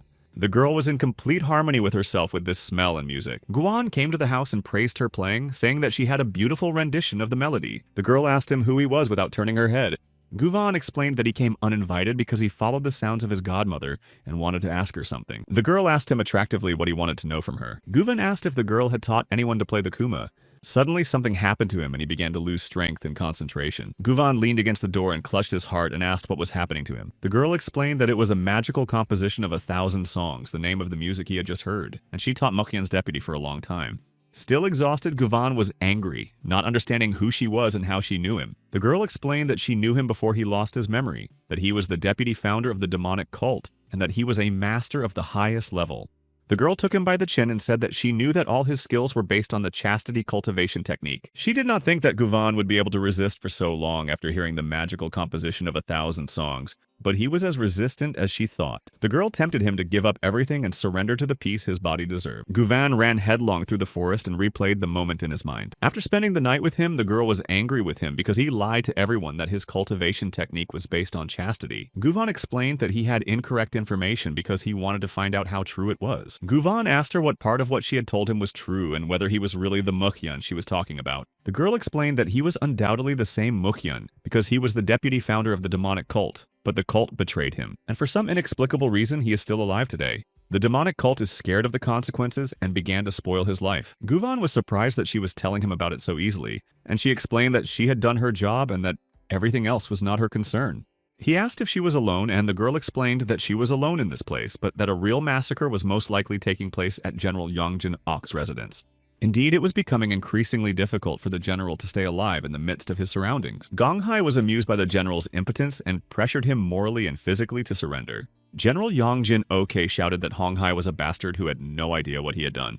After all, he made a big mistake by getting involved with the demonic cult. Yongjin Ok resisted them with his last strength because he knew that he could not give up yet. He held his sword with trembling hands and told himself that he would not leave this world without taking Gong Hai with him. However, Gong Hai did not even perceive General Yongjin Ok as a threat. The general told him that he didn't think he would join the demonic cult, which was a really good choice because it was almost the same as if he had become a eunuch. Because he is afraid to live like a man, his sword cuts so fast that he cannot even parry the blows, no matter how fast they are.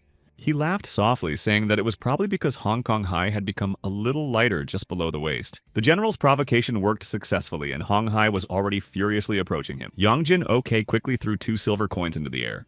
However, Gong Hai was just as quick to repel these attacks by throwing those coins aside, saying that this trick would not work on him. However, the general still had the strength to fulfill his plan, so he endowed the sword with his mana, and in his last blow, he will put all the remnants of his strength and let him now try to resist him. The general used the technique of destroying the sword strike of striking evil. However, Gongon just laughed, saying that it was incredible that the general had hidden this technique until the last moment, but he also had something to say to him.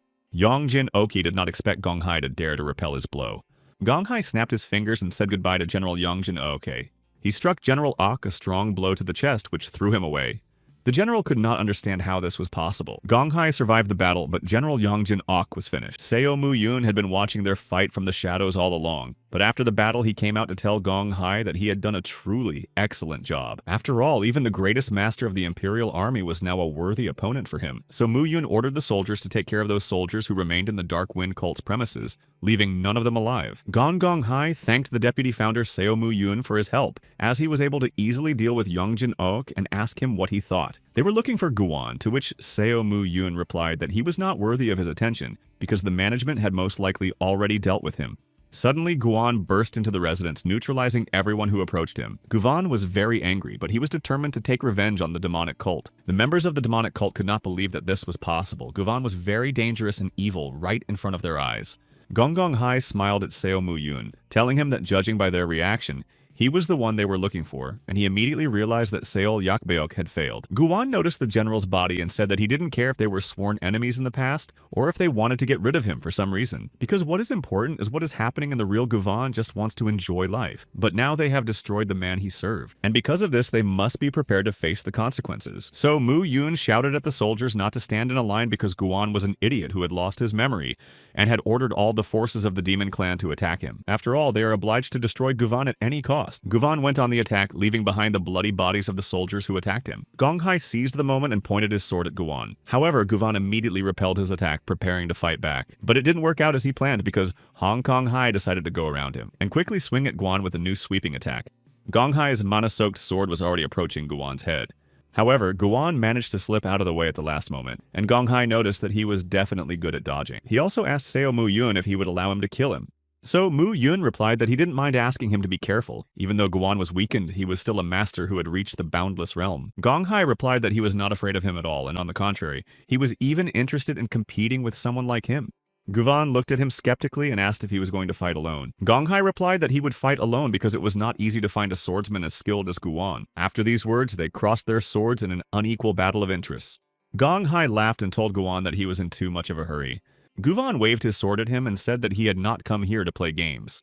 Guan launched his sword at him using the sword control technique of Kai. Gong Hai noticed that this is a rather interesting technique, even spectacular, but he was not effective, he said, and repelled the attack with his sword. Guan approached him from behind and told him that this technique was needed to distract him. After that, he immediately wasted no time in attacking Gong Hai's back. The attack was so strong that he flew past his soldiers and crashed into the wall of the residence, destroying it. The warriors of the demonic cult rushed to save their leader, and Guan noticed that. From the scattered dust, Gong looked out and called him a bastard who had a lot of tricks in store. His anger made the ground tremble and a storm was rising. Guan stood there not knowing what to expect from the angry Gong. He has already begun to attack him with demonic arrows, reducing the distance between them. One of the arrows almost hit Guan, but he managed to dodge it in time using the sword swing technique that destroys the world. To which Gong Hai used the purple dragon's poison dance power technique as a counterattack. Two strong techniques were about to face each other and show whose technique was stronger.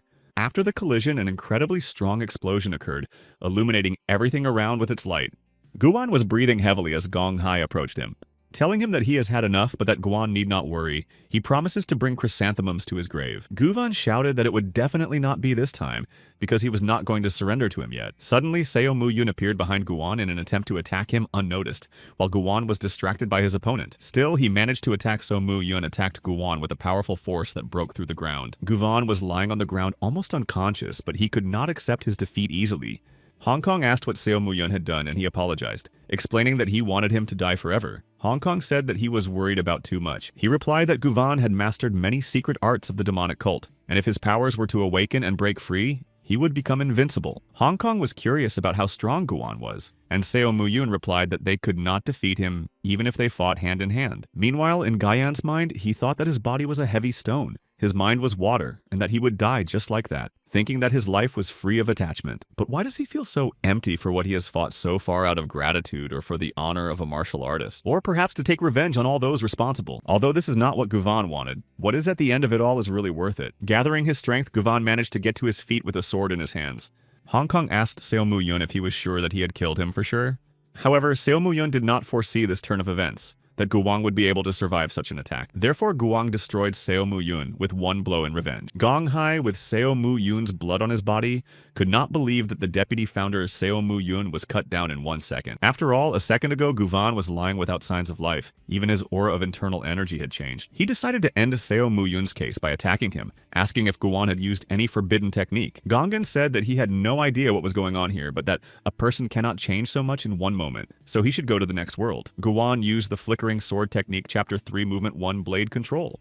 He said that Hong Kong should never dare to call him Guwan again. After all, from now and forever, his real name has been and will be Mukyan. Chulgit Kwan and another member of the demonic cult watched them from afar.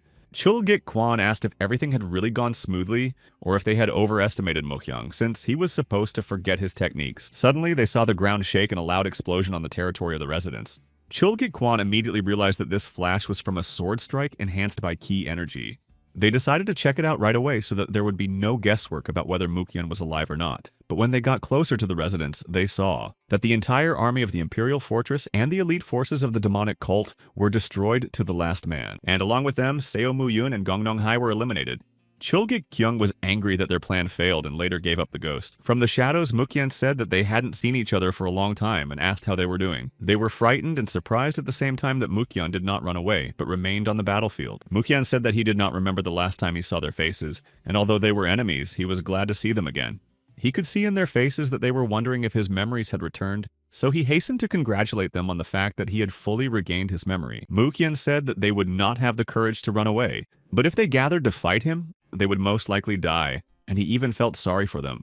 Mukyan shouted that he was the deputy founder of the demonic cult, and announced that he would rewrite the history of the demonic cult. In other words, Mukyan is going to take it over. However, he will give them a chance to choose. Either they will die at his hand just like chain dogs to the cult leader, or they will join him and help him take over the cult. Chulgit Kyung and his escort immediately got down on one knee and said that they would be with the deputy founder, Mukong. Mukyan ordered them to gather the rest of the people and serve him, for they would write Murim's history in blood. Mukyan returned to his men and immediately asked if their wounds had healed. After all, thanks to their help, they easily captured this place as a leader. Mukyan is very grateful to them all. In fact, they were grateful to him because Mukyan had saved them from an ambush, and without him, they would not have survived. The team was confused as to whether they should call him Guvan or Mukyan, to which he waved his hand and said they could call him whatever they liked. Captain Guangji asked why the deputy founder Mukyang saved them, since he had regained his memory and was no longer obligated to be with them.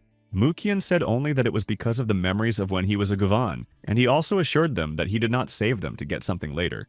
He also said that when their wounds healed, they could go wherever they wanted, to which Guangji said that Yongjin Ak was gone, and that the imperial court was blaming them. They had nowhere else to go, so they consulted and decided to serve under Mukyan. Mukyan asked them if they agreed, even considering the fact that he was the deputy founder of the demonic cult. They agreed, and Mukyan said that it would be an invaluable help for him from now on. He could count on them. Maihua asked Mukong personally if it would be okay if they could talk in private.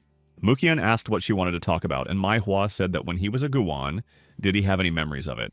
Mukyan said that both stayed and did not stay, and this is not a riddle, but the truth. He has these memories, but they seem unreal to him.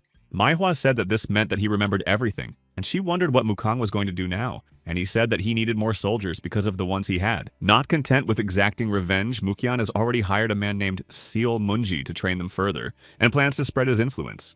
Mukyan asked if she intended to talk to him or reproach him, and she said that it was not a reproach. She was just saying that if he really intended to act, he should do it. You have to approach it thoughtfully, Mukyan said. He once knew someone who could convince him just as neatly. Maihua said she was just obeying his orders. Mukyan smiled and said she was right and could do as she knew. Maihua asked him why he called the squad the Shaanxi Demonic Cult Squad, because he should have chosen a different name if he wanted revenge. Mukyan explained that this is the nature of the demon cult, where the strong dominate the weak, and that he would challenge the demon cult as a representative of the other. For the cult, it would look like a full-fledged big battle, but if he challenged the founder as a substitute for the cult founder, it would be just a power struggle. Therefore, the founder's followers will have to choose which side to take. And thanks to this plan, the founder Han Chung-gil will probably be in a bind. Han Chung-gil himself increased the flow of his Kai through meditation. He thought about how he had not felt any increase in inner strength since he had reached the boundless demon realm. The founder of the demonic cult wondered what he should do now. After all, when his plans didn't work out as he had planned, he lost Seo Mu Yun, and the one who traveled 1,000 miles and the master of the flute and the servants now serve Mukhyun. If he decides to gather all those who serve him, they are more likely to go over to Mukhyun's side. Han Chung-gil laughed when Mukhyun said that he could travel 1,000 miles alone but could not capture the whole of Murim.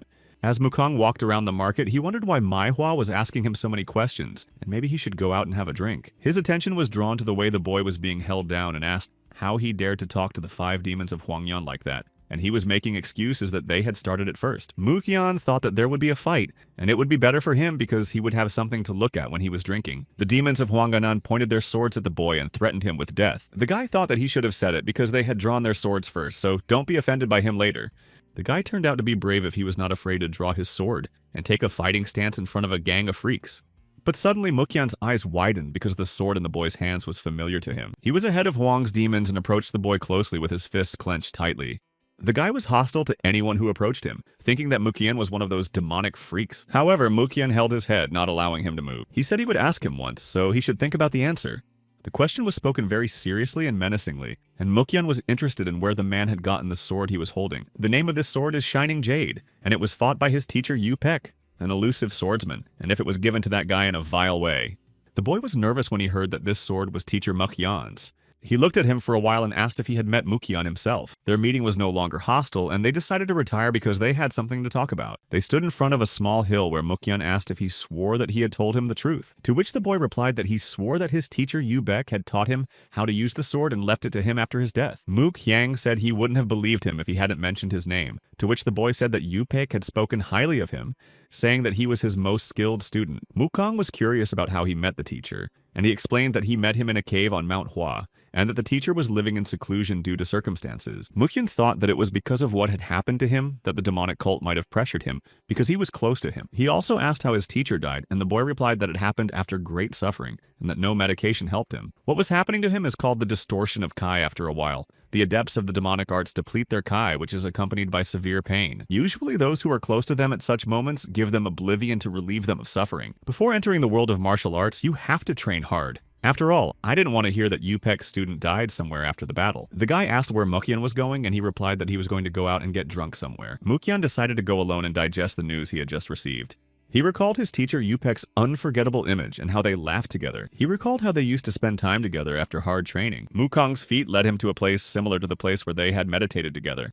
And looking at the sunset with pain in his eyes, he said that his teacher Yu Baek may rest in peace. That same evening, in a mountain cave, the entrance to which was closed with iron bars, the incredibly large Zhangshi came out, and the warriors were waiting for him with their swords drawn. They motivated each other by saying that they had to cope with this giant. The warriors simultaneously attacked the huge Zhangshi using the 1,000 strikes of 3 technique. They rejoiced because their first attack had worked perfectly, and now all that was left was to finish off Zhangshi. However, he did not even think of surrendering, and there was no trace of the previous attack. Zhangshi not only stayed on his feet, but also threw himself at the soldiers in a retaliatory attack. The huge Zhangshi quickly destroyed all the warriors except for one, who crawled away from him in fear, not understanding how this was possible. Zhang Yingol said that even members of the prominent Murimu clans would not be able to compete with the heavenly spirit of Zhangshi, which amazed him. They also asked what they would do with the members of the clan who had already been tracked down, to which Zhang Yingol said that he would sacrifice them all to the heavenly spirit of Zhangshi. Now the demonic cult had everything ready for this. They will use everything they have to achieve their goals. Zhang Yingol that the goal itself is to rule over everyone as the demon god of the demon clan. Meanwhile, Mukhyun was very angry and asked what he had just heard. People he had known for a long time were standing in front of him, and one of them said that the deputy founder Mukhyun had heard what they had said. The elders and subjects who once served the founder Han Chung-gil expressed their loyalty to the deputy founder Mukhyun. Mai Hua wondered if Han Chung-gil was not the founder of the demon clan, and why he sent his subjects to his enemy, the deputy founder Mukhyun. Mukong looked at them angrily, saying that Elder Jigo Yo should be ashamed of himself. He wondered what they would say to him after such an unexpected visit, whether they really thought he would believe the founder Han Chung-gil. Jigo Yo knows the rage of the deputy founder, and they can't do anything, even if he decides to execute them. However, they are here only to fulfill the last order of the founder Han Chung-gil. The founder ordered them to serve now under the deputy founder, even if they had once been enemies. Mukong did not understand why he was doing this, what his ultimate goal was. to which Jigo Yo explained that the founder said he was just doing what he had to do. Han Chung-gil asked what had brought him to such a late hour today, to which the deputy founder Jan Ingol laughed and said that he would not repeat himself because he already knew everything. Han Chung-gil said that he had come to organize a rebellion, to which Jan Ingol said that he was glad that he had realized so quickly that he might want to surrender on his own. Han Jong-gil said that if he claimed to be the founder of the cult, he should meet with Mukong, or perhaps he was not brave enough to do so. Jian Ingol stuck his finger on his thumb and said that he didn't have to worry about that. Was he not going to surrender voluntarily and without leaving him a choice? Suddenly, a large number of Jiangshi celestial spirits began to jump on top of the founder of the demonic cult. Han Chun-gil used his demonic power to get rid of the unexpected attack, although his skills are not close to those of Mokyan. He is still the rightful founder of the demon clan. Did he really think it would be so easy to take the place of the founder of the cult? In front of them lay the heavenly spirit Jiang Shi with a pierced skull. Jian Ingol noted that the founder is as strong as ever, but it's not too early for him to show his full strength. Han Chun-gil formed an energy ball in his hands and said that it seemed he still did not understand it. Therefore, the founder of the demonic cult decided to explain it to them in a different way. Now it will be clear to them that those Jiangshi are not enough to deal with him. To which Yang Ingol replied that with such power he could simply run away. But he also wondered why he decided to stay here and fight back. Han Chung-gil replied that he had been thinking a lot lately, and did not care whether it was Mukong's revenge or his rebellion. All of this leads only to his death and the transfer of his place to one of them. And if the outcome is unchanged, then his personal choice is not important. As the founder, he had to make a choice for the sake of the demonic cult. Therefore, Han Chung-gil, following the laws of the power of the strong over the weak, appoints Mukyung as his successor and sentences Jiang Ingol to death. To which Jan Ingol snorted under his breath and said that this was a very unwise choice. However, after their conversation, the Jiangshi heavenly spirits began to attack the founder of the demonic cult, one by one. He asked Jan Ingol if these Jiangshi were the best he could do because it looked very shameful. Han Chun-gil used the technique of the enhanced fingers of the purple Kai because he was bored with them, so he decided to deal with them all at once. Using against them the technique of striking the waxing moon of purple Kai, suddenly someone spoke to Han Chung-gil, drawing his attention. Yang Gonggu told him that he was going to personally separate his head from his body. Jian Ingol, who had been standing on the sidelines until now, decided that it was time for them to start. He raised his hand and ordered the archers behind him to stand ready. And when Jan Ingol ordered the archers to shoot, they fired arrows directly at the target. Han Chung-gil was busy fighting Yang Gonggu, and only now noticed the arrows fired at him. He thought about the fact that Jan Ingol was well aware that ordinary arrows could not harm him. Then why would he use archers and give them orders to shoot again and again? However, ignoring the arrows, Han Chung-gil decided to deal with Elder Yang Gonggu first. But before he could, the arrow hit his body, and the founder did not understand how the arrow managed to pass through his key defense. Jiang Ingol knew very well that ordinary arrows would not take him, so he personally shot an arrow because they are on the same level of the Boundless Kingdom. This act made Han Chung-gil very angry, so he approached with plans to attack Jiang Ingol. However, Elder Yang Gonggu rushed to his defense, covering his leader. With a smile and sword at the ready, he waited for Han Chun-gil, knowing that the end was coming. Yang Gonggu attacked the founder with his sword, but did not reach his goal because Han Chung-gil dodged his attack. Han Chung-gil was alone against all of them because the archers and Jiang Ingol had already pointed their arrows at him. Before shooting him, Jiang Ingol thanked the founder Han Chung-gil for everything he had done. After a while, the founder knelt down, pierced by arrows, and said that he congratulated Jan Ingol because he had earned the place of the founder. However, Mukyar will soon come and attack with those who obey him. Yang Ingol said that he didn't have to worry about Mukong, as it was useless for him to sit here. He had already taken care of everything. He found the Dark Moon Killer Zhan Ryong, who has the strength to deal with Mukyang. Han Chun-gil realized that the Demon Clan's influence had fallen so low since he had gotten involved with the Dark Moon Society. Jian Ingol said that the influence will go to the winners, no matter how they achieved victory. He also ordered Jiang Shi to leave him without an energy center, and to tie him up so that he could not find release from his inevitable but long death. After all, even like this, Han Chun-gil can be useful to him. If Jan Ingol succeeds in defeating Mukyan, he will be able to conquer all the demonic worshippers and unite the whole of Miriam with his power. He said this and laughed out loud as the elders of the demonic cult looked on. Han Chun-gil was not the only one attacked by Yang Ingol, as Jiang Shi's attack was fought off by Chonggak-ok. Yang Ingol asked whether the leader of the alliance, Chonggak-ok, was not tired because he still had many more Jiang Shi. Chonggak-ok couldn't understand why Jiang Ingol dared to do this to him, or maybe he thought he could capture Murim like that. Jiang Ingol asked why he shouldn't do it, since he was sure he could do it, and the leader of the Murim alliance was already on his knees. Yang Ingol was assured that he would now have Murimu's entire alliance in his hands because he was very impatient and felt that he was wasting his time talking to him. Therefore, he ordered his Jiangshi heavenly spirits to get rid of Chonggak-I. Chonggak-ok in turn was preparing to fight back with fierce hatred against all those who attacked him. Meanwhile, one of the soldiers lost 2 of his swords in one blow. The attackers did not know that their abilities and weapons were powerless against Mukyan. Most of the clan had already knelt down, and Mukyan asked if anyone else wanted to continue. On his knees, the founder of the cult asked Mukyan what he had done to deserve all this and what he wanted from him. Mukyan said that he wanted their clan to temporarily serve as a source of resources, which did not please the founder of the cult, as Mukyan did not want to start a big battle. Mukyan assured that he has long been in the midst of a great battle, especially in the battle between demonic supporters. After the showdown with the cult, Mukyan decided to retire in his favorite way. Above the tops of the forest trees, the view is very calming, and he will never get tired of it no matter how long he looks at it. Mukyan has managed to capture all the clans in the region, and preparations for the big battle are going according to plan. But Mukyan was still uneasy about the reason for all this. If he was going to do this, why did he betray the cult's founder, Han Chung-gil? If he had shown him hostility until the very end, he would have tried to take revenge without any doubt. But the more he thought about it, the worse he felt. So he decided to go down from the top and have a drink. Suddenly, a large number of small specks flickered in the distance, and the closer they flew, the larger they became. As it turned out, it was a large number of arrows viciously fired at Mukyan. He managed to dodge every arrow that flew over him. Having landed on his feet, Mukyan used the technique to land all the arrows fired at him. Mukyan managed to see a black human figure among the trees trying to hide in the forest thicket. He immediately gave chase to the unknown man to find out who he was and why he was attacking him. Mukyan noticed that the new arrows that flew toward him were unusual. After all, each of the arrows was tied to an explosive that caused double damage. Mukyan said he didn't know who sent him, but he really thought that such cheap tricks would work with him. He smelled a smell similar to laughing gas, which was a low act. He must have mixed it with a smoke bomb. However, such primitive tricks would not work on Mukyan, but they were beginning to tire him out. The man in black was skillfully hiding behind the forest trees, watching and attacking Mukyan, who decided to cut down the man in black along with the entire forest. Mukyan began to put his words into action, and the forest was illuminated by the light from his sword strokes. After destroying more than half of the forest, he still hadn't found the stranger in black, who was hiding in the bushes and thought that nothing else was expected from the master of the boundless kingdom. He thought that if he prepared well, he would have a chance to deal with him. But it seems that this is not the case. Did Jan Ingol decide to get rid of him like that? In Mukyan's hands, however, the task is a task since he is already acting as a killer. He cannot simply escape. As soon as he showed up, Mukyan immediately attacked him, saying that he would finally get him. The man in black thought that even though Mukyan was breathing gas, he was still a master of the boundless realm. If he came within range of his attack, he will come to an end, and if that's the case, the only thing left to do is to resort to the traps he has prepared as a last resort. Mukyan fell into one of these traps, and the ground under his feet began to crack, forming a large hole.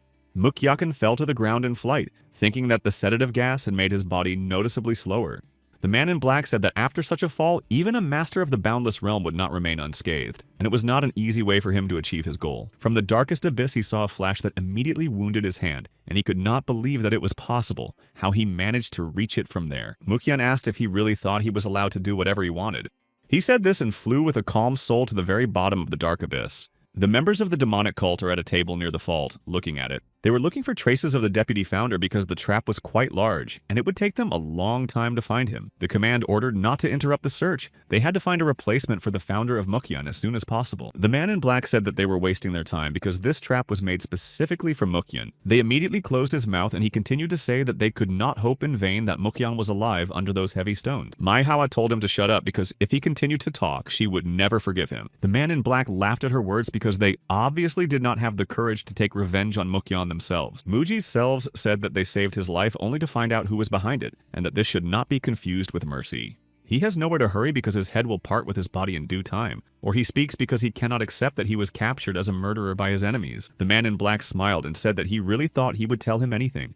Maihua did not think twice about attacking the man in black and kneed him in the stomach. Mukhan's men surrounded the captive man in black, and Seol Muji ordered them to make sure he did not do anything rash. Two people watched them from afar, talking to each other about how they hadn't killed the man in black, how they weren't that stupid to do such a stupid thing. They discussed whether there would be any consequences for them, but it was not important to them because they had achieved their primary goal. They said that very soon the whole of Murim would bow down to the head of Yan Ingol. Zhang Ingol said that Zhenriang did a good job. It would be even better if Mukyan really died this time, but maybe he wants too much. Jian Ignol was assured that soon all of Murim would bow to the Demon Clan.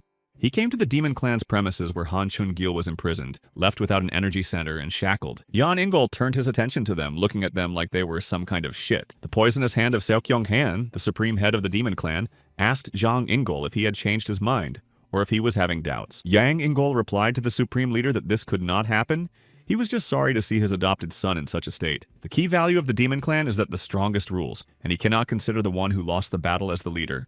Until Yang Ingol has dealt with Mukhyang, it would be reckless to appoint him as the new leader of the demonic cult. Yang Ingol laughed out loud and asked if this was the only reason why they did not appoint him as the founder of the demonic cult. He said that Seokyong Khan's fears were unfounded, and that the demonic blood sword squad would soon destroy Mukhyang's forces. Seokyong Han said that he would wait to see if Jang Ingol could really rise to the level he wants to take. Jang Ingol decided to just keep an eye on the situation and somehow deal with Mukhyang. He ordered Elder Yangung Gun to immediately attack Mukhyang's forces. After all, it won't be long before this position will soon be his, and then their unsuccessful game with Mukhyang will finally come to an end. Meanwhile, Mukhan's men were sitting at the negotiating table discussing what they must separate and stop considering themselves part of the Murim. The fact that the government forces entered Murim was utter stupidity in the first place. Aren't they part of the demonic cult? Those words were quite cruel. Aren't they still here today of their own free will? Even if the situation has changed, it doesn't change the fact that Mukhyang saved them.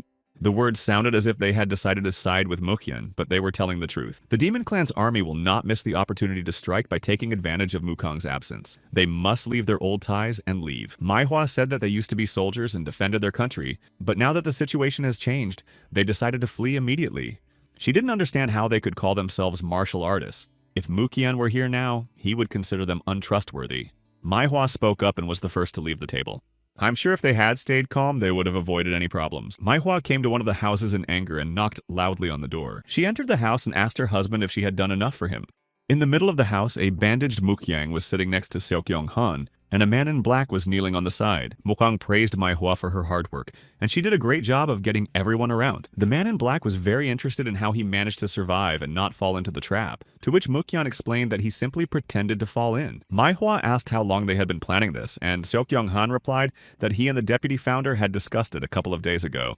He also said that he had recently heard that he was being followed by Jan Ingol's minions. Mukhyang replied that he was sure of this because he had already encountered them before. He thinks that they don't know that he knows who they really are, so he wonders what he thinks they should do. Seokyong Han began to think about the situation in which there is a spy sent by Jang Ingol. He asked how Mukhyang got the idea to use them to trick Jan Ingol. Mukhyang would be alone in an isolated place not too far from their base. Jang Ingol will not miss the opportunity to strike while Mukhyang is alone if he pretends to be destroyed. This false information will reach the ears of Jan Ingol, and it will help them catch them by surprise. Mukhyang smiled slyly and said he liked it, so that's what they would do. The man in black was angry because he was also being played for a fool, but he did not expect him to be so capable. If his target had not been Mukhyang, he would have achieved his goal. The man in black ordered him to stop talking nonsense and asked to eliminate him, to which Mukhyang explained that he was a really skilled warrior and that he thought so. Since they were talking about it, Mukhyang asked why he shouldn't take this opportunity to join him. The man in black was shocked that Mukhyang would take in a man who had attempted to kill him. However, Mukhyang did not see any problems, especially since he had failed the assignment and would not just continue to serve as an assassin. And since he let his employers down by doing so, they may decide to deal with him personally. By serving Mukhyang, he will always be able to repeat the attempt to destroy him. If he succeeds, he will not fail the task, but rather become famous as an assassin who conscientiously tracked down his target, and both of them will benefit from this. Mukhyang made the last argument that he hadn't had such fun for a long time, so he needed someone like him to keep him on his toes. Mukhyang asked him what he thought and what decision the man in black would make, and for a while he just kept silent. And then he replied that he probably had no choice, so he accepted Mukhyang's offer and would do whatever he said. Mukhyang leaned over him and said that the incident could now be considered over, so he had to prepare for the next plan. He stood up and prepared to give orders to Seokyong Han and Maihua. Mukhyang told them that they would meet with those who had attempted to kill him, so they should hurry up and get ready. One by one, the warriors of the demonic cult hurried to an important task. They got to the Mukhyang base and their task was to break through their defense with all their might. But suddenly they saw that everything was in vain because the room was completely empty. There was no one there, so they must have run away while they were getting here. Their commander realized that something was wrong if Mukhyang was not alive. There must be many people from the great imperial army of the Dark Wind and the demonic cult. Did they escape as if they expected it to happen? But now the question was where they could escape to. Meanwhile, in the middle of the night and in the middle of 100,000 big mountains, the soldiers were standing at the inspection post when one of them noticed something strange behind him. It seemed to him that the ground was shaking under his feet, and the fire in the torches was swaying strangely. But his colleague said that he hadn't slept for a long time and was dreaming about things. The warrior guard could not go to recuperate because if the enemies attacked, he assured him that if they were a faction of justice, they would attack them every day. Someone has attacked, but no one has ever broken through 100,000 big mountains, so he should stop being afraid. Suddenly, after he said that, an enemy arrow hit his colleague in the chest. Unable to regain consciousness after the death of his colleague, an arrow also hits him in the chest. Chulgik Kwan did not think that the last line of defense of the 100,000 Great Mountains had weakened to the point where it was necessary to order the guards who were standing guard today. Chulgik Kyung ordered his men to kill everyone present in the area, and he gave his archer a special order to launch a sonic arrow. This signal was received by Mukyan's men, who will go round and break into the heart of the demon clan as they were ordered. Jang In-gol asked his advisor what the Justice clan looked like, and he replied that they could do nothing when they saw that Chonggak Ok was captured. It is only a matter of time before Murim's alliance is conquered, to which Jang In-gol said that they are idiots at a time like this, and that we need to make decisions quickly. Suddenly, the two of them heard some noise and commotion outside the window coming from the direction of the guard post. Supreme Leader Seok Han approached them, asking if they should do something instead of panicking. He came to see what the noise was in the middle of the night and what was going on, and the leader Yan In-gol had to tell him. Someone managed to break through 100,000 great mountains that have been considered impregnable for the last 1,000 years. Jang In-gol just got angry and thought that this damn old man had come here just to mock him. However, he apologized to the Supreme Leader and said that he would personally go and investigate the situation, when he suddenly heard the same voice saying that Yan In-gol was not even capable of understanding the situation. But unexpectedly, after the voice, Mukyan himself appeared and said to Jan In-gol that they hadn't seen each other for a long time. Mukyan was very polite to the deputy founder and even asked him how he was doing. If Mukyang's men make it through the inner fortress and get to the main hall of the demon clan, they need to team up with the Skywolf squad. Warriors from the demon clan came out to meet them in order to stop the enemy and prevent them from passing. The time has come for the demonic cult to fight back against the people of Mokyan, to protect what they have left. All the forces of the clan must respond to the enemy's attack. They must defend the main hall at all costs. Mukyan told Yan In-gol that it looked like their men would be fighting right before their eyes. However, they can resolve their differences in their own way for a reason, not just because they met right here and now. The elder said that after all these years, he never expected that Mukyan was leading the invasion. He explained that there were a couple of issues they needed to work out with the deputy founder, which is why they had to make this mess so early in the morning. The counselor said that if Mukyan tries to resolve this by force, he will not be able to stop him. He should convince the elder to intervene in the conflict. He shouted at the supreme leader that Mukyan was using armies in the battle, which the clan's rules forbid the use of outside forces. The leader asked Mukyan if this was true, to which he replied that he simply took over those who had been abandoned by the state, so he did not see a problem with it. The supreme leader said that this is not against the rules and remains a clan matter. Even if he is a member of the Council of Elders, he should not interfere. He will only observe the deputy founder, Yan In-gol.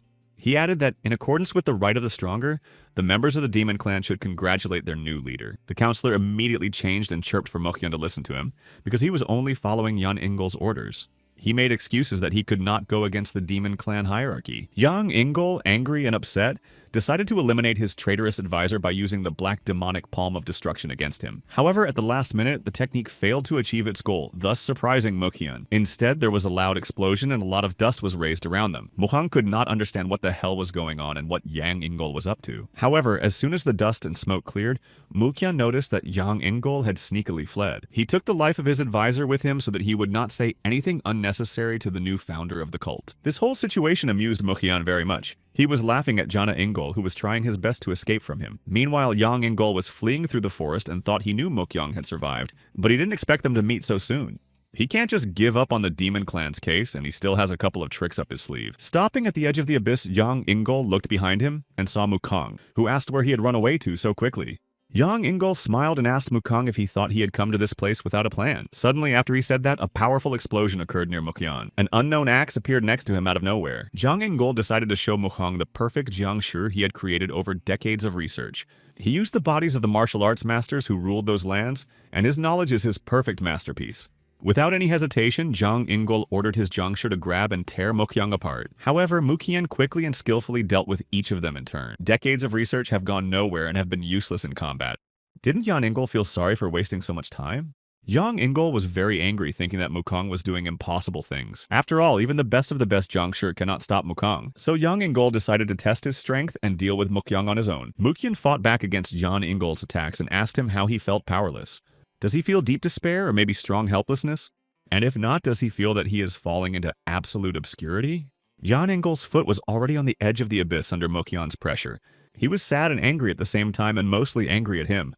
He did not understand why all the laurels went to Mukyan and not to him. For decades, Zhang Yingle has been on his way to becoming the leader of the demon clan, clearing the way for himself to become stronger to become the next leader. But Mukyan is not interested in anything other than his own martial arts. He does not care about power over the whole world. Mukyan was bored with these sobs. Was it really that important to him? All he did was weave intrigues behind his back and work black magic, and he is nothing more than a third-rate thief. These words really pissed off Jan Ingol. Mukyan immediately attacked Jan Ingol with his mana-soaked sword. Jan Ingol realized that he was going to lose, but his plans did not include such a demise. He still hasn't achieved his goal. He can't die in a place like this so easily. Almost approaching the water, he remembered that his dream would never come true. All that is left of Jan Ingol is a spot of blood on the water surface. As the winner, all Mukyan had to do was to assure himself that his ultimate goal had been achieved. He recalled the moments from the beginning of the training for the position of deputy founder of the demonic cult until today. And finally, this long journey is over. Chulgik Kyung landed near Muk Hyang, saying that he had been looking for him all over, and Muk Hyang asked him how the battle went. Chulgik Kwan said that they won the victory easily because they took them by surprise. They also managed to find out the whereabouts of the person Mukyan was asking about. He had been imprisoned in an underground prison for a long time, and this information was more than enough. Without wasting any time, Mukyan immediately went to the underground prison. He went into one of the cells where a white-haired man was sitting in shackles. Without hiding his dislike, Mukyan told him that they had not seen each other for a long time. The prisoner said that he did not even expect to see him here. Did Mukyan come to finish his revenge? Mukyan said that Han Chun-gil had changed a lot during this time, to which he replied that his ki had disappeared, and all the years he had lived had come back to haunt him in a very shameful way. Mukang was very interested in only one question, the answer to which could be given only by this man. Why the founder of the demonic cult betrayed him? Han Chung-gil explained that this would not have happened if he had sat quietly, and he had repeatedly told him that they could not put up with his unpredictable nature. Mukhyar listened to him and asked if this was the whole reason, to which the founder asked if he would believe him if he said that he had been jealous of Mukhyar all along. Mukyan looked at him skeptically and asked how a leader could be jealous of him, and was told that before he became a leader he was a martial arts master. The very existence of someone stronger than him made him envious, but very soon he realized that he was doing the wrong thing. All he was getting was emptiness. That's why Han Chun-gil gave all his strength to Mukhyang, and why he went up against Zhang Engol. Han Chun-gil asked Mukhyang if he could ask him for one last thing. He asked him to give him peace with his blade, and then Chonggak-ok and Mukhyang became sad, so he asked if Han Chun-gil did not want to live, to which he replied that this miserable life is a tiger's life. A tiger is happy only when he lives the way a tiger should. Han Chun-gil begs Mukhyang to help him stay a tiger forever. Mukhyang understood him, so he drew his sword and said a few farewell words to Han Chun-gil as an old friend. After the founder of the demonic cult also said goodbye to Mukang, his head was separated from his body forever, and his soul was at infinite peace. The next day in the demonic cult, all the warriors and those close to them came to the central square to greet the new founder of the demonic cult. Mukyan said that members of the demon clan shed rivers of blood for this moment, but now they are united under the demon clan and he hopes this ritual will unite them. Having drunk from this ash water made according to hierarchical records, they will become one, not by blood but by will. All the members of the demonic cult drank the same water as the founder Mukyan. Such a ritual was an integral tradition among the members of the demon clan, who would all chorus to the great demon lord to fill this world with light. The crowd kept repeating and Mukyan stood waiting for the ceremony to end. Meanwhile, at the blood cult of Asu's base, there is a cage in the center of the table among the essays. A tiger was kept in it while shamans sat around the sketches and recited a spell in unison. The deputy leader of the bloody cult, Samayom, was watching this process. He said to someone that he was glad that he had finally regained consciousness because of the incredible healing. Jan Ingol was exhausted and still wounded, but he was still alive. Yom himself said that he was very lucky that they were at the bottom of the river. If not for them, Jan Ingol would have died there. To which Yang Ingol asked if the blood cult of Asu didn't hate the demonic cult, why they saved him, and Sama Yom replied that they did. He hopes that Yang Ingol will join them because he hates Mukang like everyone else. Even if they join forces, they will never be able to destroy Mukyan, to which Yom said that if they fail, they will simply get rid of him. Yom himself ordered his people to begin the ritual of the punished souls. The shamans obeyed the order, and afterwards the cage with the tiger rose in the air and shone with incredible light. Jan Ingol watched this action and could not believe it, and could not understand what the hell was going on. The tiger was enveloped by an incredible magical energy that enveloped his entire body, and then he disappeared as if he had vanished into thin air. Jan Ingol gaped his eyes and began to shout in a voice that was not his own. How is it possible that the tiger had disappeared from the cage? And Sama Yom asked what Jan Ingol thought about it. Perhaps he still wants to get rid of Mukyan once and for all, together with the blood cult. In the main hall of the demon cult, Mai Hua called out to Mukang. As the morning meeting had long since begun, what could he be doing at this hour? She went to Mukyan's room unannounced to check if anything had happened to him. However, the demonic cult founder was not in the room, so Mai Huan noticed the window open and realized everything. Meanwhile, Mukyan was having breakfast at the market, eavesdropping on ordinary people's conversations about Mount Stiltsend, the very place where Li Guhui is buried. The man said that very strange things have been happening there lately. There are screams coming from there every night, and some people in red hoodies were seen there. Maybe they were just strange martial artists. Maybe they are looking for some treasures or a book on martial arts near Li Guhui's grave. But in any case, it's none of their business. Mukyan heard everything he needed to hear and understood what was going on. On Mount Stiltsend, Mukyan was walking along the road and felt the presence of a weak, demonic energy. It seemed to him that this was a difficult place. Mukyan didn't think he would catch them so easily, but he had a feeling that something was coming. From the grass, a rabbit with mysteriously bloody eyes watched Mukyan unnoticed, behind which the Supreme Shaman was actually watching over Mukyan in this way. And then Sama told him that Mukyan was approaching the place they had prepared, but as usual, he was overly confident in his own strength. Yang Ingol said that so far everything is going according to plan, and it plays into their hands. Sama Yom has prepared everything to get rid of Mukong, so they can start at any time. Jian Ingol was confident in the outcome of this operation, so he was eager to end it right now. Mukyan stopped immediately because he felt some kind of threat to his life. After that, strange rods wrapped in something fell from the sky right next to him, forming a smooth circle around him. After that, Mukyan noticed that people in red hoodies began to appear and immediately realized that it was the work of the bloody Asu cult. The number of people wearing red capes was growing, and they took turns standing in a circle near Mukyan. The High Sorcerer recited the spell of the bloody field of the Great Devouring. Mukyan silently watched this action and tried to understand what they were doing. But the only thing that came to mind was that it was a curse of the blood cult. Looking over his shoulder, Mukong noticed that the heavenly spirit Zhang Shi was also present at this celebration. Mukyan noticed the anti-demon rack being used and realized that they were preparing it all especially for him. However, only Mukyan knew that this was all rather stupid on their part. Mukyang dealt with all the Jiangxia heavenly spirits with great ease and speed. He said that it was a good attempt to try to strengthen Zhang Shi with an anti-demonic stance. But there is a nuance of Mukong also using demonic energy. Therefore, he can easily dispel this magic with his skills.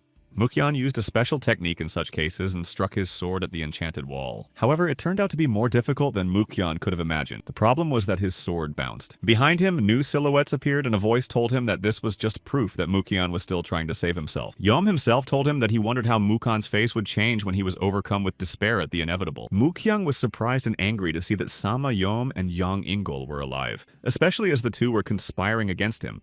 Yom himself folded his arms in a special gesture and told Mukyan that this time he was definitely finished. After all, Yom herself is going to use the spell of the wicked punish souls against Mukyan. Mukyan stood in the center of the strange witchcraft essay and reflected on the fact that he had never seen anything like it, which made him immediately uncomfortable. He realized that he had to end it all immediately and get out of this trap as soon as possible. Yang Ingol extended his hand to him and told him not to even hope that he would help Mukong escape. Things were getting worse and worse for Mukyan, and this time he was shackled by demonic energy so that he could not move. Yang Ingol watched Mukong and mocked him incredibly, telling him not to resist his fate. The devilishly fired Mukong answered him that he was the destiny, for one should never underestimate the founder of the demonic cult, Mukong. Yang Ingol and Sama Yom's faces immediately changed when Mukong managed to escape their trap, and with a swift arrow he broke through all the Jiangshi. Approaching his goal, however, Yom could not allow this to happen and folded his hands again in a special gesture. At one point, Mukyan's sword was already close to Sam Yom's head. Suddenly, Mukyang just disappeared before their eyes, and Samayom and Zhang Ingol could not believe that they had managed to get rid of Mukyang at the last minute. Also incredible was the fact that there was not even a trace of Mukyang. Meanwhile, Mukyan was falling with a heavy boulder, either in the water or in the air to the ground. He himself could not understand what was happening to him, and why he was falling from the sky. Mukyan did not even have time to think about what to do, and how to protect himself from a painful fall. Still, the fall seemed epic and quite strong and painful. Mukyan held his head and tried to understand whether it was an illusion or some kind of very strong curse, when he suddenly looked up to the sky and saw an incredible-looking creature. Mukyan was very surprised to see the legendary creature with his own eyes for the first time. Against the backdrop of a beautiful dragon, 2 moons were visible in the sky, a phenomenon Mukyan also saw for the first time. However, he was now most concerned about where he had ended up and what awaited him next.